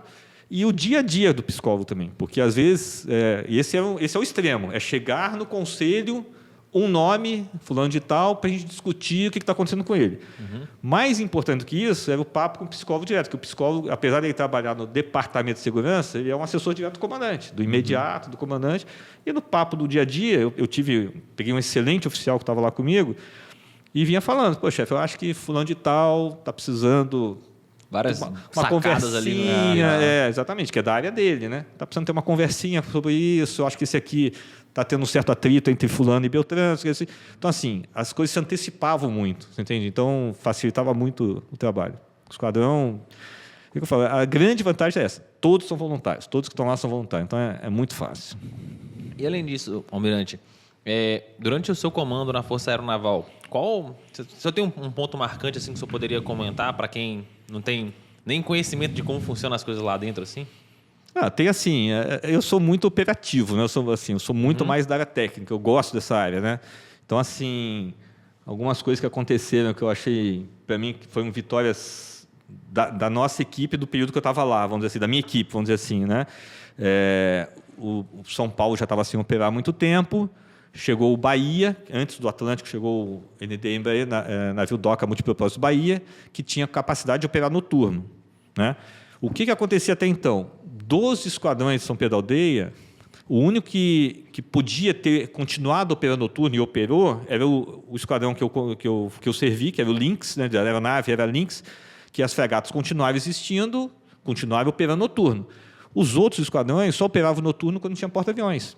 Então, o esquadrão de antissubmarino, que é o HS, o esquadrão de emprego geral, que tem os Super Pumas, que é uma nave sofisticada, altamente... tinham parado de operar noturno, embarcado. Né? Tem um esquadrão antissubmarino. Tem o esquadrão antissubmarino. Exatamente. Tem o esquadrão que é o Seahawk. É o esquadrão que lota os Seahawks, ele é voltado para a guerra submarina. Apesar de poder lançar mísseis de superfície, né? Ele tem outros armamentos, mas a atividade fim dele é colocar o sonar na água em busca do submarino. E, obviamente, com armamento, antissubmarino e tudo mais. Tem um esquadrão que é de emprego geral. O segundo esquadrão de emprego geral são as aeronaves maiores. Essa aeronave grande, que é no meio civil, chama 225. Para a gente é o... Agora deu branco. Eu chamo de o H-15 da Marinha, né? O H-15, que aí você faz lançamento de paraquedista, transporte de tropa, transporte de material pesado. Essas aeronaves têm condições de operar noturno, mas ficaram muito tempo sem operar. Então, muito tempo mesmo, porque o São Paulo parou muito tempo. Então, nós tínhamos quase que uma geração de oficiais que não tinham operado noturno. E com a vinda do Bahia, a gente conseguiu resgatando dos comandantes, principalmente, que alguns ainda tinham pousado noturno quando eram tenentes, passaram quase a vida toda se pousar, com muita disposição, com muito treinamento em terra, muita padronização. É uma fase extremamente difícil, crítica, né? E a gente conseguiu voltar a operar noturno do Bahia. Pousar noturno no Atlântico é até mais tranquilo, porque o Atlântico é maior que o Bahia, né? Então, o Bahia já é um navio doca, já é um navio grande, não é uma fragata, é uma pista grande, um convoo grande, né? Então, é mais fácil. Mas foi assim, foi uma grande vitória mesmo. E a outra foi fazer a manutenção a gente estava, na época, fazendo a Unifil, que era uma missão de paz no Líbano, né? E estava sempre o navio brasileiro lá com uma aeronave Lynx embarcada, e era muito difícil, porque o navio tinha quase 2 meses de deslocamento para ir para o Líbano, ficava 6 meses no Líbano, se não me engano, eu acho que eram 6 meses, mais 2 meses voltando. Então, você ficava sem aeronave no esquadrão, uma aeronave, você ficava quase um ano todo sem aeronave, sendo que desse quase um ano ela operava só 6 meses, os outros eram trânsito, né? E a gente conseguiu também, com muito suor lá e estudos, né? A gente conseguiu começar a fazer a manutenção dos Lynx no Líbano. Então, a gente levava a aeronave, ficou lá. Então, os navios trocavam, mas a aeronave só pulava de um navio para o outro. Mudava a tripulação, obviamente, né? Que as tripulações eram mudadas. Mas digo o seguinte, a aeronave física você não perdia. Então, aqueles 4 meses que para a gente estava sendo importantíssimo, até porque a gente estava num contrato de modernização de Lynx, estava tendo que mandar Lynx para a fábrica de novo, né? Uma nova modernização que está sendo feita agora. O esquadrão estava sem quase aeronave, a gente pelo menos conseguiu manter uma aeronave que não precisou ficar 4 meses perdida sem fazer nada. Tá? Então, assim, vitórias... As que eu mais reputo são as operativas. O restante era meu trabalho administrativo, não tem nada para vangloriar nem nada, porque tinha que fazer administrativamente. Mas... Almirante, eu queria fazer uma pergunta aqui, que é uma pergunta que a gente mais recebe, eu acho. E eu vou perguntar ela de um modo literal, porque ela é bem simples e é fácil de responder. Complexa de fazer. Tá? Complexa de fazer. O que é necessário para se tornar um almirante? Não é simples responder, não, cara. Não é assim, cara. Não é simples responder. Simples mas muita gente pergunta isso, de verdade. Assim, como é que faz para ser? Sério, eu nunca tive... Até nas carreiras de oficial, em geral, o posto para ir até capitão de mar e guerra é muito conhecido. Você vai cumprir alguns requisitos ali, você chega. Só que o posto até almirante, você tem que ter o acesso a poder perguntar ao almirante. Pô, e aí, como que faz? Não, é difícil ter esse acesso no fim das contas. Também não sei, que eu nunca escolhi outros almirantes. Eu fui escolhido, mas nunca escolhi. Mas vamos lá. Vou tentar explicar assim, no meu jeito de ver as coisas, né? Obviamente.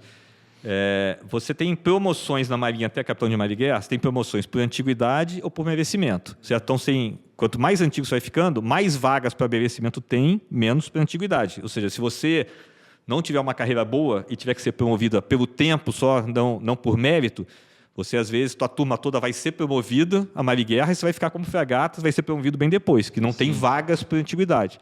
Né? Se você tem mérito, você pode até usar uma vaga de antiguidade e ser promovido, mas o contrário não é verdadeiro. Então, até capitão de mar e guerra chama-se promoção por mérito ou por merecimento. Antiguidade. Antiguidade, desculpa, ou por antiguidade ou por mérito. Para almirante, é quadro de acesso de escolha. Então, obviamente, você tem que ter sido promovido por mérito, você pode até ter, numa determinada promoção, algum problema, foi promovido por antiguidade, pode pontuar um problema que você teve e resolveu ali, porque, como eu falo, você é avaliado, a cada 6 meses você é avaliado, você pode ter tido algum problema na carreira e vai ali por antiguidade, né, num determinado posto. Mas a maioria você deve ter tido por merecimento. Você tem que ter algumas coisas que não estão escritas, mas é que normalmente você tem que ter umas boas avaliações, obviamente, né? E aí você vai ter um grupo de almirantes, que não são os almirantes mais antigos, você tem o segundo almirante da Marinha, mais os outros almirantes mais antigos. E muitos almirantes aqui do Rio, que se chama CPO, que é a Comissão de Promoção, né, de Oficiais, vai fazer uma primeira análise da tua turma e vai falar o seguinte, sei lá, Guilherme, votos. Então, o pessoal da Armada, 17 votos. Alguém vai apresentar a tua carreira lá na frente, tua foto, vai falar, não, voto. Daí vai votar, não, esse cara tem condições de ir a concorrer com o almirante. E o William, mais ou menos, que não, cai fora. Aí você vai receber a notificação, você passou na CPO, você não, Depois o almirantado vai escolher, que é quadro de acesso por escolha. Então, os 4 estrelas da Marinha, os almirantes que estão no último posto, vão chegar, vão se reunir, tem uma reunião formal sobre isso, e dentro dos que passaram na CPO, que é uma ainda avaliação, né, vão escolher, certo?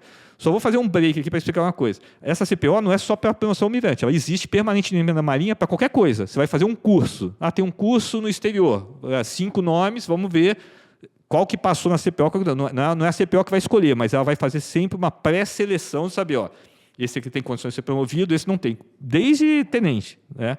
Da mesma forma que tem uma CPP, Comissão de Promoção de Praças. Analisa quem vai cursar, quem não vai cursar permanentemente.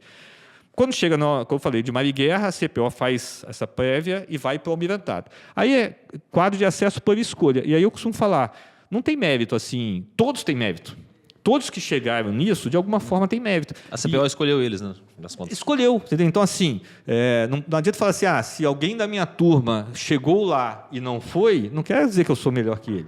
É porque, naquele momento, naquela fase da sua vida, as pessoas que estavam escolhendo, que são 6, 7 ou 8 pessoas, de acordo com o número de 4 estrelas, têm um contato maior com você, te conhecem mais do que, de repente, conhece a ele, tiveram mais oportunidades né? Então, até dentro da aviação, isso é relativo. Por exemplo, eu vou dar um exemplo. Eu sempre servi no Esquadrão HA. O Esquadrão HA é o que embarcava nas fregatas, certo? Embarcava nos navios, sempre embarcou. Então, meu contato com outros oficiais da Armada sempre foi muito maior. Se você pegar os esquadrões, por exemplo, que ficaram um bom tempo sem embarcar porque não tinha o porta-aviões, os outros oficiais da Armada não conheciam tantos pilotos. Então, é normal. E eu acho que isso aí é válido até para a gente, vamos supor. Se você tem, sei lá, 2 pessoas vêm procurar emprego com você, né? E você, os 2 têm um currículo invejável, os 2 têm mérito, os 2 chegaram para você e têm mérito. Mas você já conhece um muito mais do que o outro, sim, natural, você vai escolher quem você já tem mais contato. Então, é assim que funciona. Não tem assim não, esse aqui tem mais ponto, vou levar esse do que esse. Não, chegou lá, passou pela CPO, chegou lá, todos têm chance de ir ao almirante. E isso é feito de mar e guerra para contra-almirante. Depois de contra-almirante para vice e de vice para almirante esquadra, já não tem mais a CPO. Aí é o conselho de almirantes, esse de 4 estrelas, se reúne e avaliam lá da forma deles. É tudo por escolha. Os 3 são por escolha. E é o que a Marinha também precisa, às vezes, naquele momento, né? Precisa de alguém para assumir uma área mais técnica. Essa parte da escolha, o que é falado lá em si, eu não posso dizer porque nunca participei. Eu fui escolhido. Nunca escolhi ninguém. Mas o que a gente escuta, o que é isso mesmo. Talvez até esse perfil seja levado em conta também, você entende? Aquele momento. Mas é uma foto do momento. Se você, ao longo da carreira, chegar a um momento que, daqueles 4 estrelas, só um te conhece, fica mais difícil. Porque, de repente, vai ter um colega teu de turma que está concorrendo junto com você, que já serviu em 2 ou 3 lugares diferentes com 2 ou 3 almirantes, que vão conhecer mais. E aí é natural, se não fez nenhuma besteira, natural você chamar quem você conhece mais para trabalhar com você. E como que essa notícia chega para o senhor? São 2 notícias. É uma baita felicidade ali, a CPO chegando e depois a notícia. São 2 notícias. Uma é a CPO, quando você passa ou não na CPO, quem liga é um determinado almirante, que é da área de pessoal da Marinha, né? E vamos supor, o diretor de pessoal da Marinha, ele te liga e fala, parabéns, o que passou? Não foi dessa vez, sei lá, né? Eu só recebi... Parabéns. Eu recebi, exatamente, então não sei o que fala dos outros, mas o normal deve ser assim, não deu certo para você, alguma coisa assim, né? Porque o cara teve uma carreira, o cara esperou, porque também é o seguinte, todo mundo que chega para concorrer já tem tempo para se aposentar, todos já têm, todos. Então, assim, a pessoa só por esperar para ver se tem chance, ele já tem um mérito muito grande, porque ele já podia estar aí fora fazendo outra coisa. Todos eles têm mérito. Entende? Então, e também é a forma de como cada um viu as sinalizações que foram feitas ao longo da carreira, né?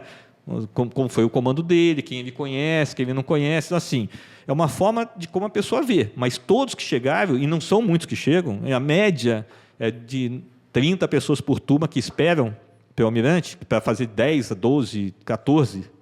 São só uns 30, 40 que esperam. O restante já saiu antes. Saiu ou por problemas, ou porque teve uma carreira brilhante. Muitos mesmo saem carreira brilhante que, se ficassem teriam condições de almirante, mas por uma decisão pessoal dele, ele decidiu sair com 30 anos, com 32, com 33 anos de serviço, ele saiu. Certo? Não esperou, porque realmente você tem que esperar muito tempo, além do seu tempo de serviço, para ficar, né? Para concorrer, vamos dizer. Então, a Marinha tem excelentes comandantes na reserva que seriam excelentes almirantes. Não tenho dúvida disso também. Mas por decisões pessoais, decidiram sair antes, entende? E isso acontece. E quando o senhor recebeu a notícia, como é que então, daí foi a DPMM liga, parabéns, que já passou. O que aconteceu? Às vezes acontece você passar na CPO, mas não ter vaga para você, porque você passa num grupo, obviamente que eles mandam para os almirantes um grupo maior do que o número de vagas que tem. Então, você sabe, vão ter 3 vagas para almirante agora, mas eles mandam, sei lá, uns 20 nomes lá para cima, né? Então, eu já tinha recebido da CPO uma notícia, uns 6 meses antes, parabéns, você passou na CPO, mas provavelmente não vai chegar em você.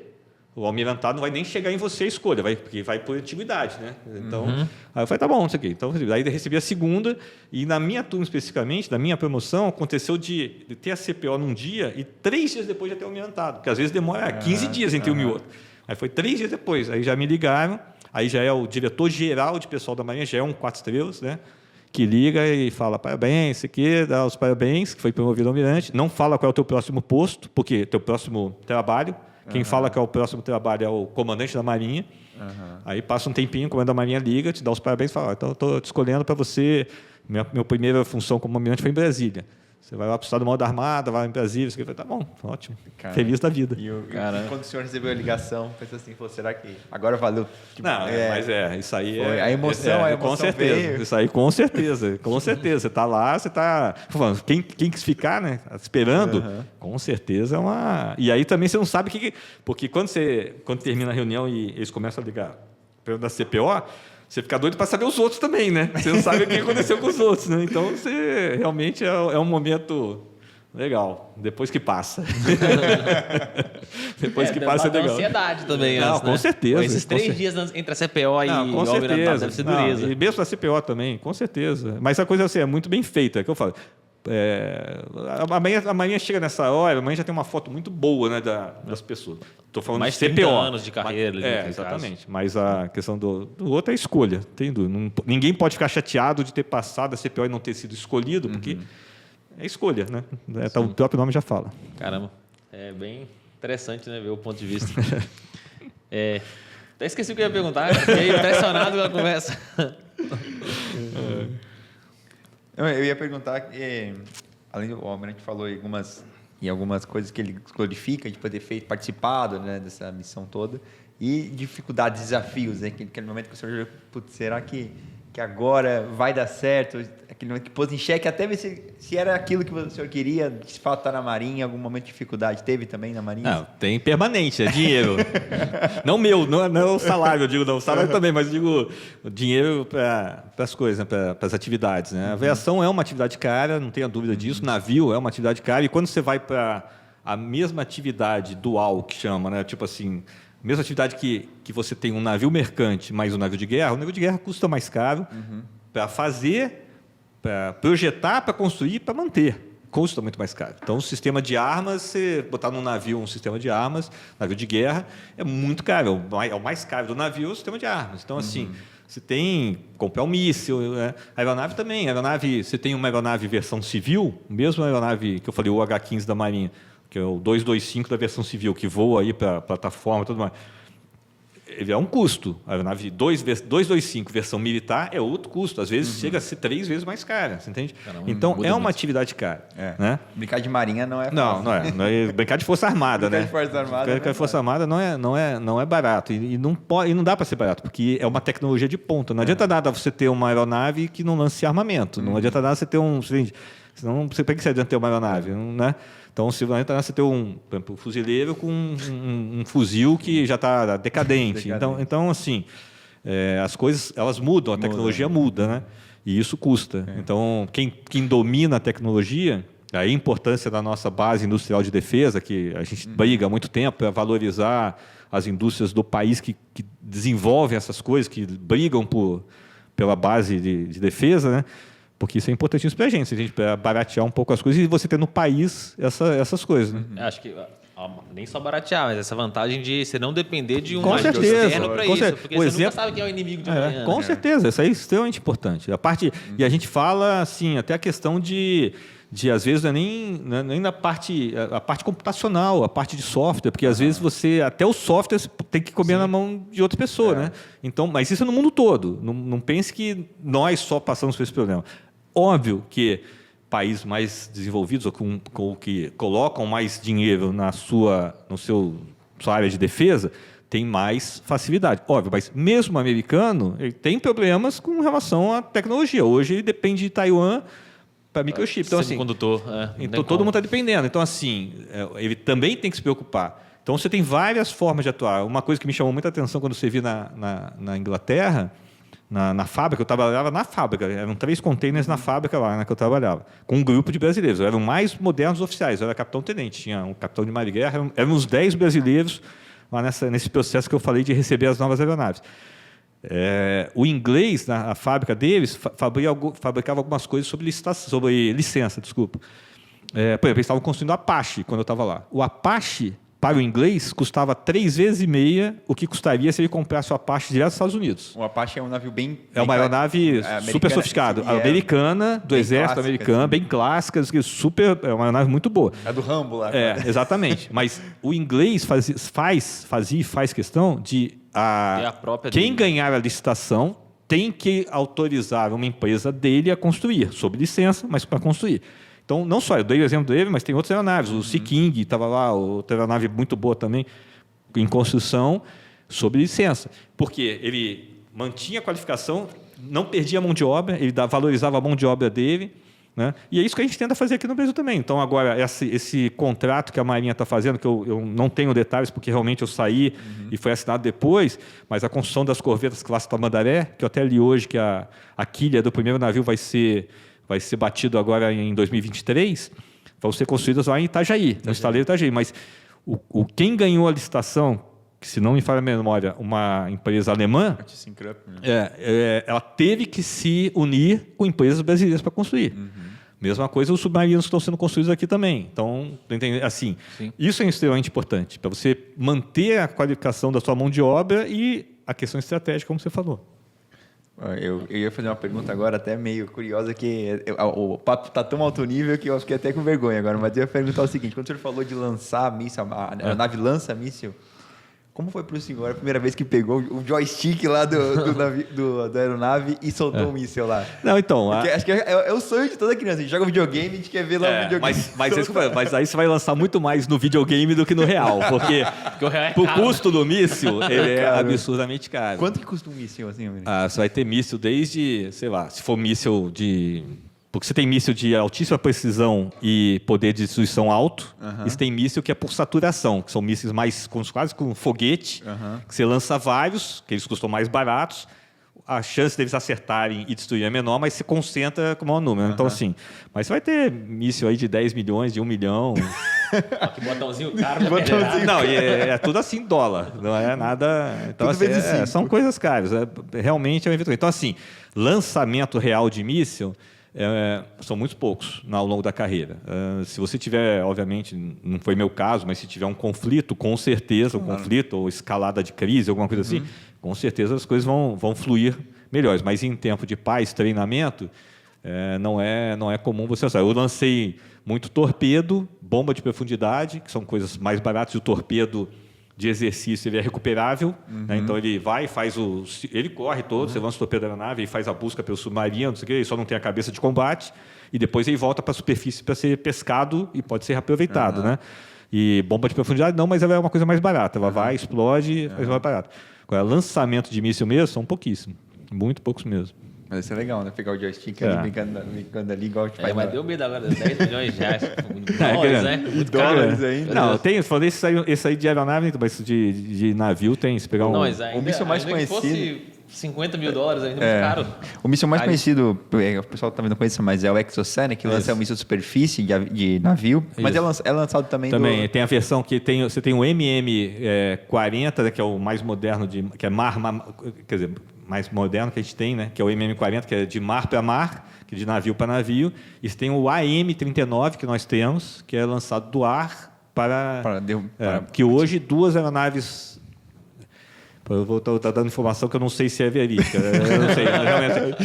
Nós temos aeronaves, com certeza nós temos aeronaves, tipos de aeronaves que lançam o AM39, com certeza. Show. Legal. Já lançaram, inclusive, hein? Já fizeram lançamento, inclusive. Almirante, eu queria voltar nessa pergunta, a gente estava falando de quando o senhor virou almirante, né? O que o senhor sentiu que mais mudou, assim, do dia que o senhor deixou de ser comandante e virou almirante? A cor das platinas. Não é assim. Você realmente passa a ter acesso a informações, assim, obviamente, da sua área, você não fica sabendo de tudo, mas você ter o acesso a informações realmente fica num nível mais alto, né? Você deixa a parte, continua sendo técnico, né? Mas a parte, não é nem administrativa, eu digo assim, a parte política de contornos lidar com outros órgãos aumenta muito, muito. Então, vamos supor, enquanto seu mundinho na Marinha, comandando o navio, eu estava com a minha tripulação, meu chefe imediato, né, que ficava no Rio, e onde eu ia só, você como almirante já tem... Você naturalmente vai falar com Polícia Federal, com Receita Federal, você vai estar num nível que você já fala e num nível também que você já fala de poder decisório muito grande, né? Então, com certeza, aumenta bastante seu poder decisório na área que você está atuando, né? E aí você, mesmo sendo almirante recém-promovido, tem muitas reuniões com os almirantes 4 estrelas, que você vai dar uma assessoria, que podem concordar, não concordar, ou pelo menos vão ouvir teu ponto de vista, né? E daí aquele assunto você domina tecnicamente, aí você vai lá, você faz o estudo, faz a apresentação para eles tomarem as decisões mais críticas, quando envolve mais recursos e tudo mais, o que vai ser comprado, o que vai ser deixado de comprar, são levados para decisões no nível mais alto que o seu, né? Então, assim, você tem que se preparar tecnicamente, todos... Desde o comando da força, às vezes vai falar com os 4 estrelas, que vou fazer uma mudança no curso e vai envolver isso ou aquilo. Você tem que levar o assunto, às vezes, para lá. Então, o nível do trato dos assuntos realmente sobe de nível, bastante. Legal. Bom, por fim, para finalizar, eu queria perguntar uma pergunta muito boa para o almirante, que o senhor trilhou uma carreira, com certeza, gloriosa pela Marinha, né? O posto que todo mundo quer chegar, oficial-general. Se orgulha muito, né? Se orgulha, dá para ver que realmente gosta da área. Olha só, eu deixava... Sinceramente, eu me orgulho, óbvio, da Marinha, de almirante, porque é uma conquista, não tenho dúvidas, mas eu me orgulho da Marinha, de ter ser oficial de Marinha. Isso eu me orgulho desde segundo-tenente. Não tem... Desde aspirante, mas oficial, segundo-tenente. Esse é meu orgulho. E ter sido da aviação também é um grande orgulho. Assim, como eu falo, almirante, óbvio que é uma vitória, mas foi um passo normal que outros amigos meus poderiam ter dado passo normal, que talvez algum que fosse almirante e eu não fosse, saiu antes por decisão pessoal. Eu quis ficar, entende? Sim. Então, ele não quis concorrer, eu concorri. Mas, então, traz um... Esse é pessoal, mas, assim, orgulho mesmo oficial de Marinha. Eu acho que a questão de ser almirante... Até porque, por ter feito um grande trabalho pela Marinha, uma consequência do com certeza, concordo. E o sentido de orgulho também é porque, até pra gente aqui, poder conversar com o senhor mas muito satisfatório, sabe?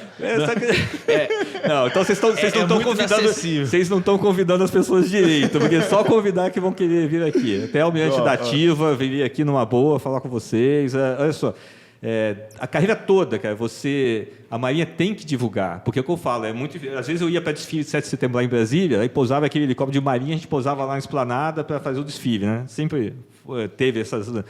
Aí vinha o pessoal local, civil, para perguntar, eu fazia o maior prazer em divulgar, porque a Marinha tem que ser divulgada, porque senão a Marinha, os navios vão estar sempre fora dos olhos das pessoas, a não ser que seja atracado e aí não está fazendo muita coisa aos olhos do cidadão. Quando a Marinha estiver fazendo muita coisa, nenhum cidadão vai estar vendo. Essa é a verdade. Então, quando estiver fazendo, ou vai estar lá em cima, ou vai estar debaixo d'água, ou vai estar no mar. E muito distante, né? Muito distante. Então, assim, é importante para a Marinha. Então, eu não tenho dúvida que se vocês convidarem, os almirantes da Ativa vêm aqui também fazem. Eu, quando estava nos Estados Unidos, fui dar palestras sobre o Brasil e sobre a Marinha do Brasil em escolas locais, também convidado. Também é normal, não tem problema, não. Bom, O senhor sabe que agora que o senhor falou isso, vamos pedir aqui no comentário para o senhor voltar. Vamos pedir, com o Almirante ainda. Não, mas daí é problema de vocês. Já convidar ou não convidar ninguém, não. Não, então, eu ia perguntar que a gente tem muita gente ouvindo que tem exatamente essa questão, né, de querer entrar na Marinha, que busca esse sonho de ser um oficial da Marinha ou até, né, entrar para a Marinha como praça, mas a pergunta é, eu queria que o senhor desse uma mensagem para as pessoas que querem entrar para a Marinha, mas com uma visão diferente. Se o senhor pudesse voltar no tempo e falar para o aspirante Paulo Ricardo na Escola Naval antes de entrar, o que o senhor falaria visando essa entrada na Marinha? Eu falaria para estudar mais matemática, uma brincadeira prática. Se eu tomasse pau na Marinha, eu sabia que tinha sido a prova de matemática. Na minha época, extremamente difícil, porque caía coisas que eu nunca tinha visto antes. Né? Integral, derivada, eu não tinha visto ainda, fui aprender depois. Eu fui direto para a Escola Naval, o pessoal do colégio já tinha visto isso. Né?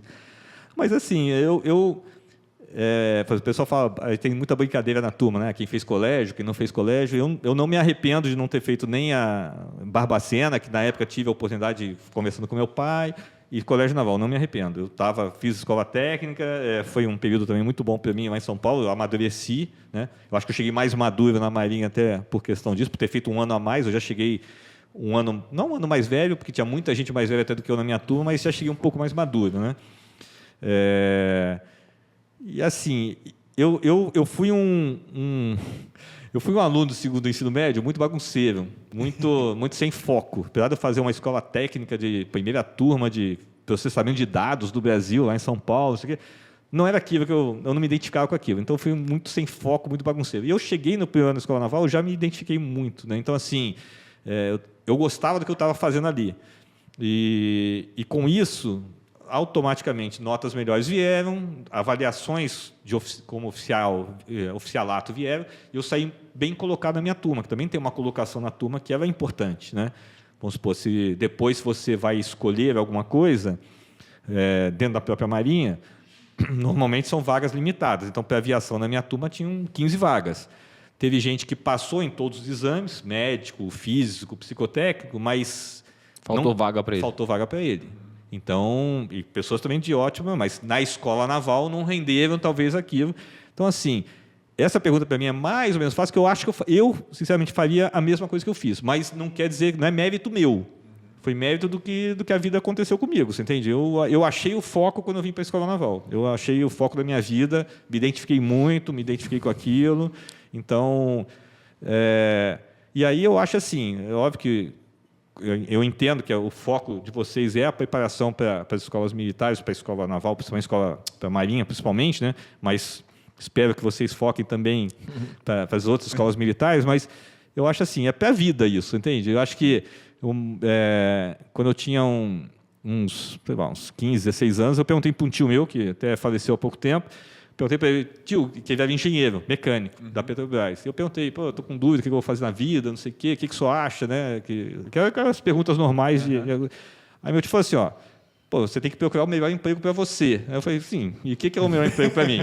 Ele falou, o melhor emprego para você é aquele que você não tenha que olhar para o relógio para ver que horas são. Que você passe o dia e no final do dia você está indo feliz para casa porque você rendeu, você nem viu passar o tempo. E eu guardei aquela informação, não fui para a Marinha por causa disso, porque é difícil que eu falo, com 16, 17, 18 anos, tomar a decisão, é difícil, mas você sempre vai ter tempo de correr atrás do teu objetivo. Se o teu objetivo for trabalhar numa instituição bancária que aquilo te dê prazer, com certeza você vai ser ótimo, vai ser feliz, vai produzir mais do que os outros e vai ser feliz. Então, especificamente a tua pergunta, eu faria tudo a mesma coisa, mas como eu te falei, não por mérito meu, foi porque por acaso, achei aquilo que eu queria fazer. E conhecendo a trajetória hoje, se o senhor voltasse no tempo, faria tudo de novo? Tudo de novo, igualzinho. Algumas coisas assim que talvez, mas assim, pontuais, mas que não iam afetar a minha carreira. Talvez no varejo, né? Mas no atacado não. Não, no atacado seria exatamente a mesma coisa. Óbvio que eu ia brigar por mais hora de voo, ia querer ser mais fominha na hora de voo, voar mais, né? Que depois que passa, fala, saudade de voar aquela máquina lá, não sei o quê, por que eu abri mão daquele voo, né? Deixei o outro cara fazer. Assim. Então, com certeza eu ia fazer isso. Mas nada, minha carreira, assim... óbvio que as mudanças, né, de local, eu morei... Eu acho que eu fiz umas 20 e poucas mudanças na minha carreira, né? E talvez um pouco menos, que eu estou contando do meu pai também, que eu fazia mudança para cá a cada 2 anos. Mas, então, assim, óbvio que a família sente, né? Sim. Tem ganhos, como tudo na vida, e perdas. Bônus, né? E ônus, né? Bônus e ônus, com certeza, como tudo na vida. Então, é difícil, às vezes, estar estabilizado no lugar. Eu dei sorte nesse ponto, que eu consegui, quando eu fui para Brasília, ficar um tempo maior em Brasília, não na minha carreira. Eu saí de Brasília várias vezes, mas eles saíam, às vezes ficavam 1 ano comigo, voltavam mais cedo para não perder as escolas, né? Assim, as vagas que eles tinham em escola. Então, assim, mesmo quando eu fui para os Estados Unidos também, eles já estavam entrando na faculdade, eles foram comigo, mas só ficaram um tempo e voltaram.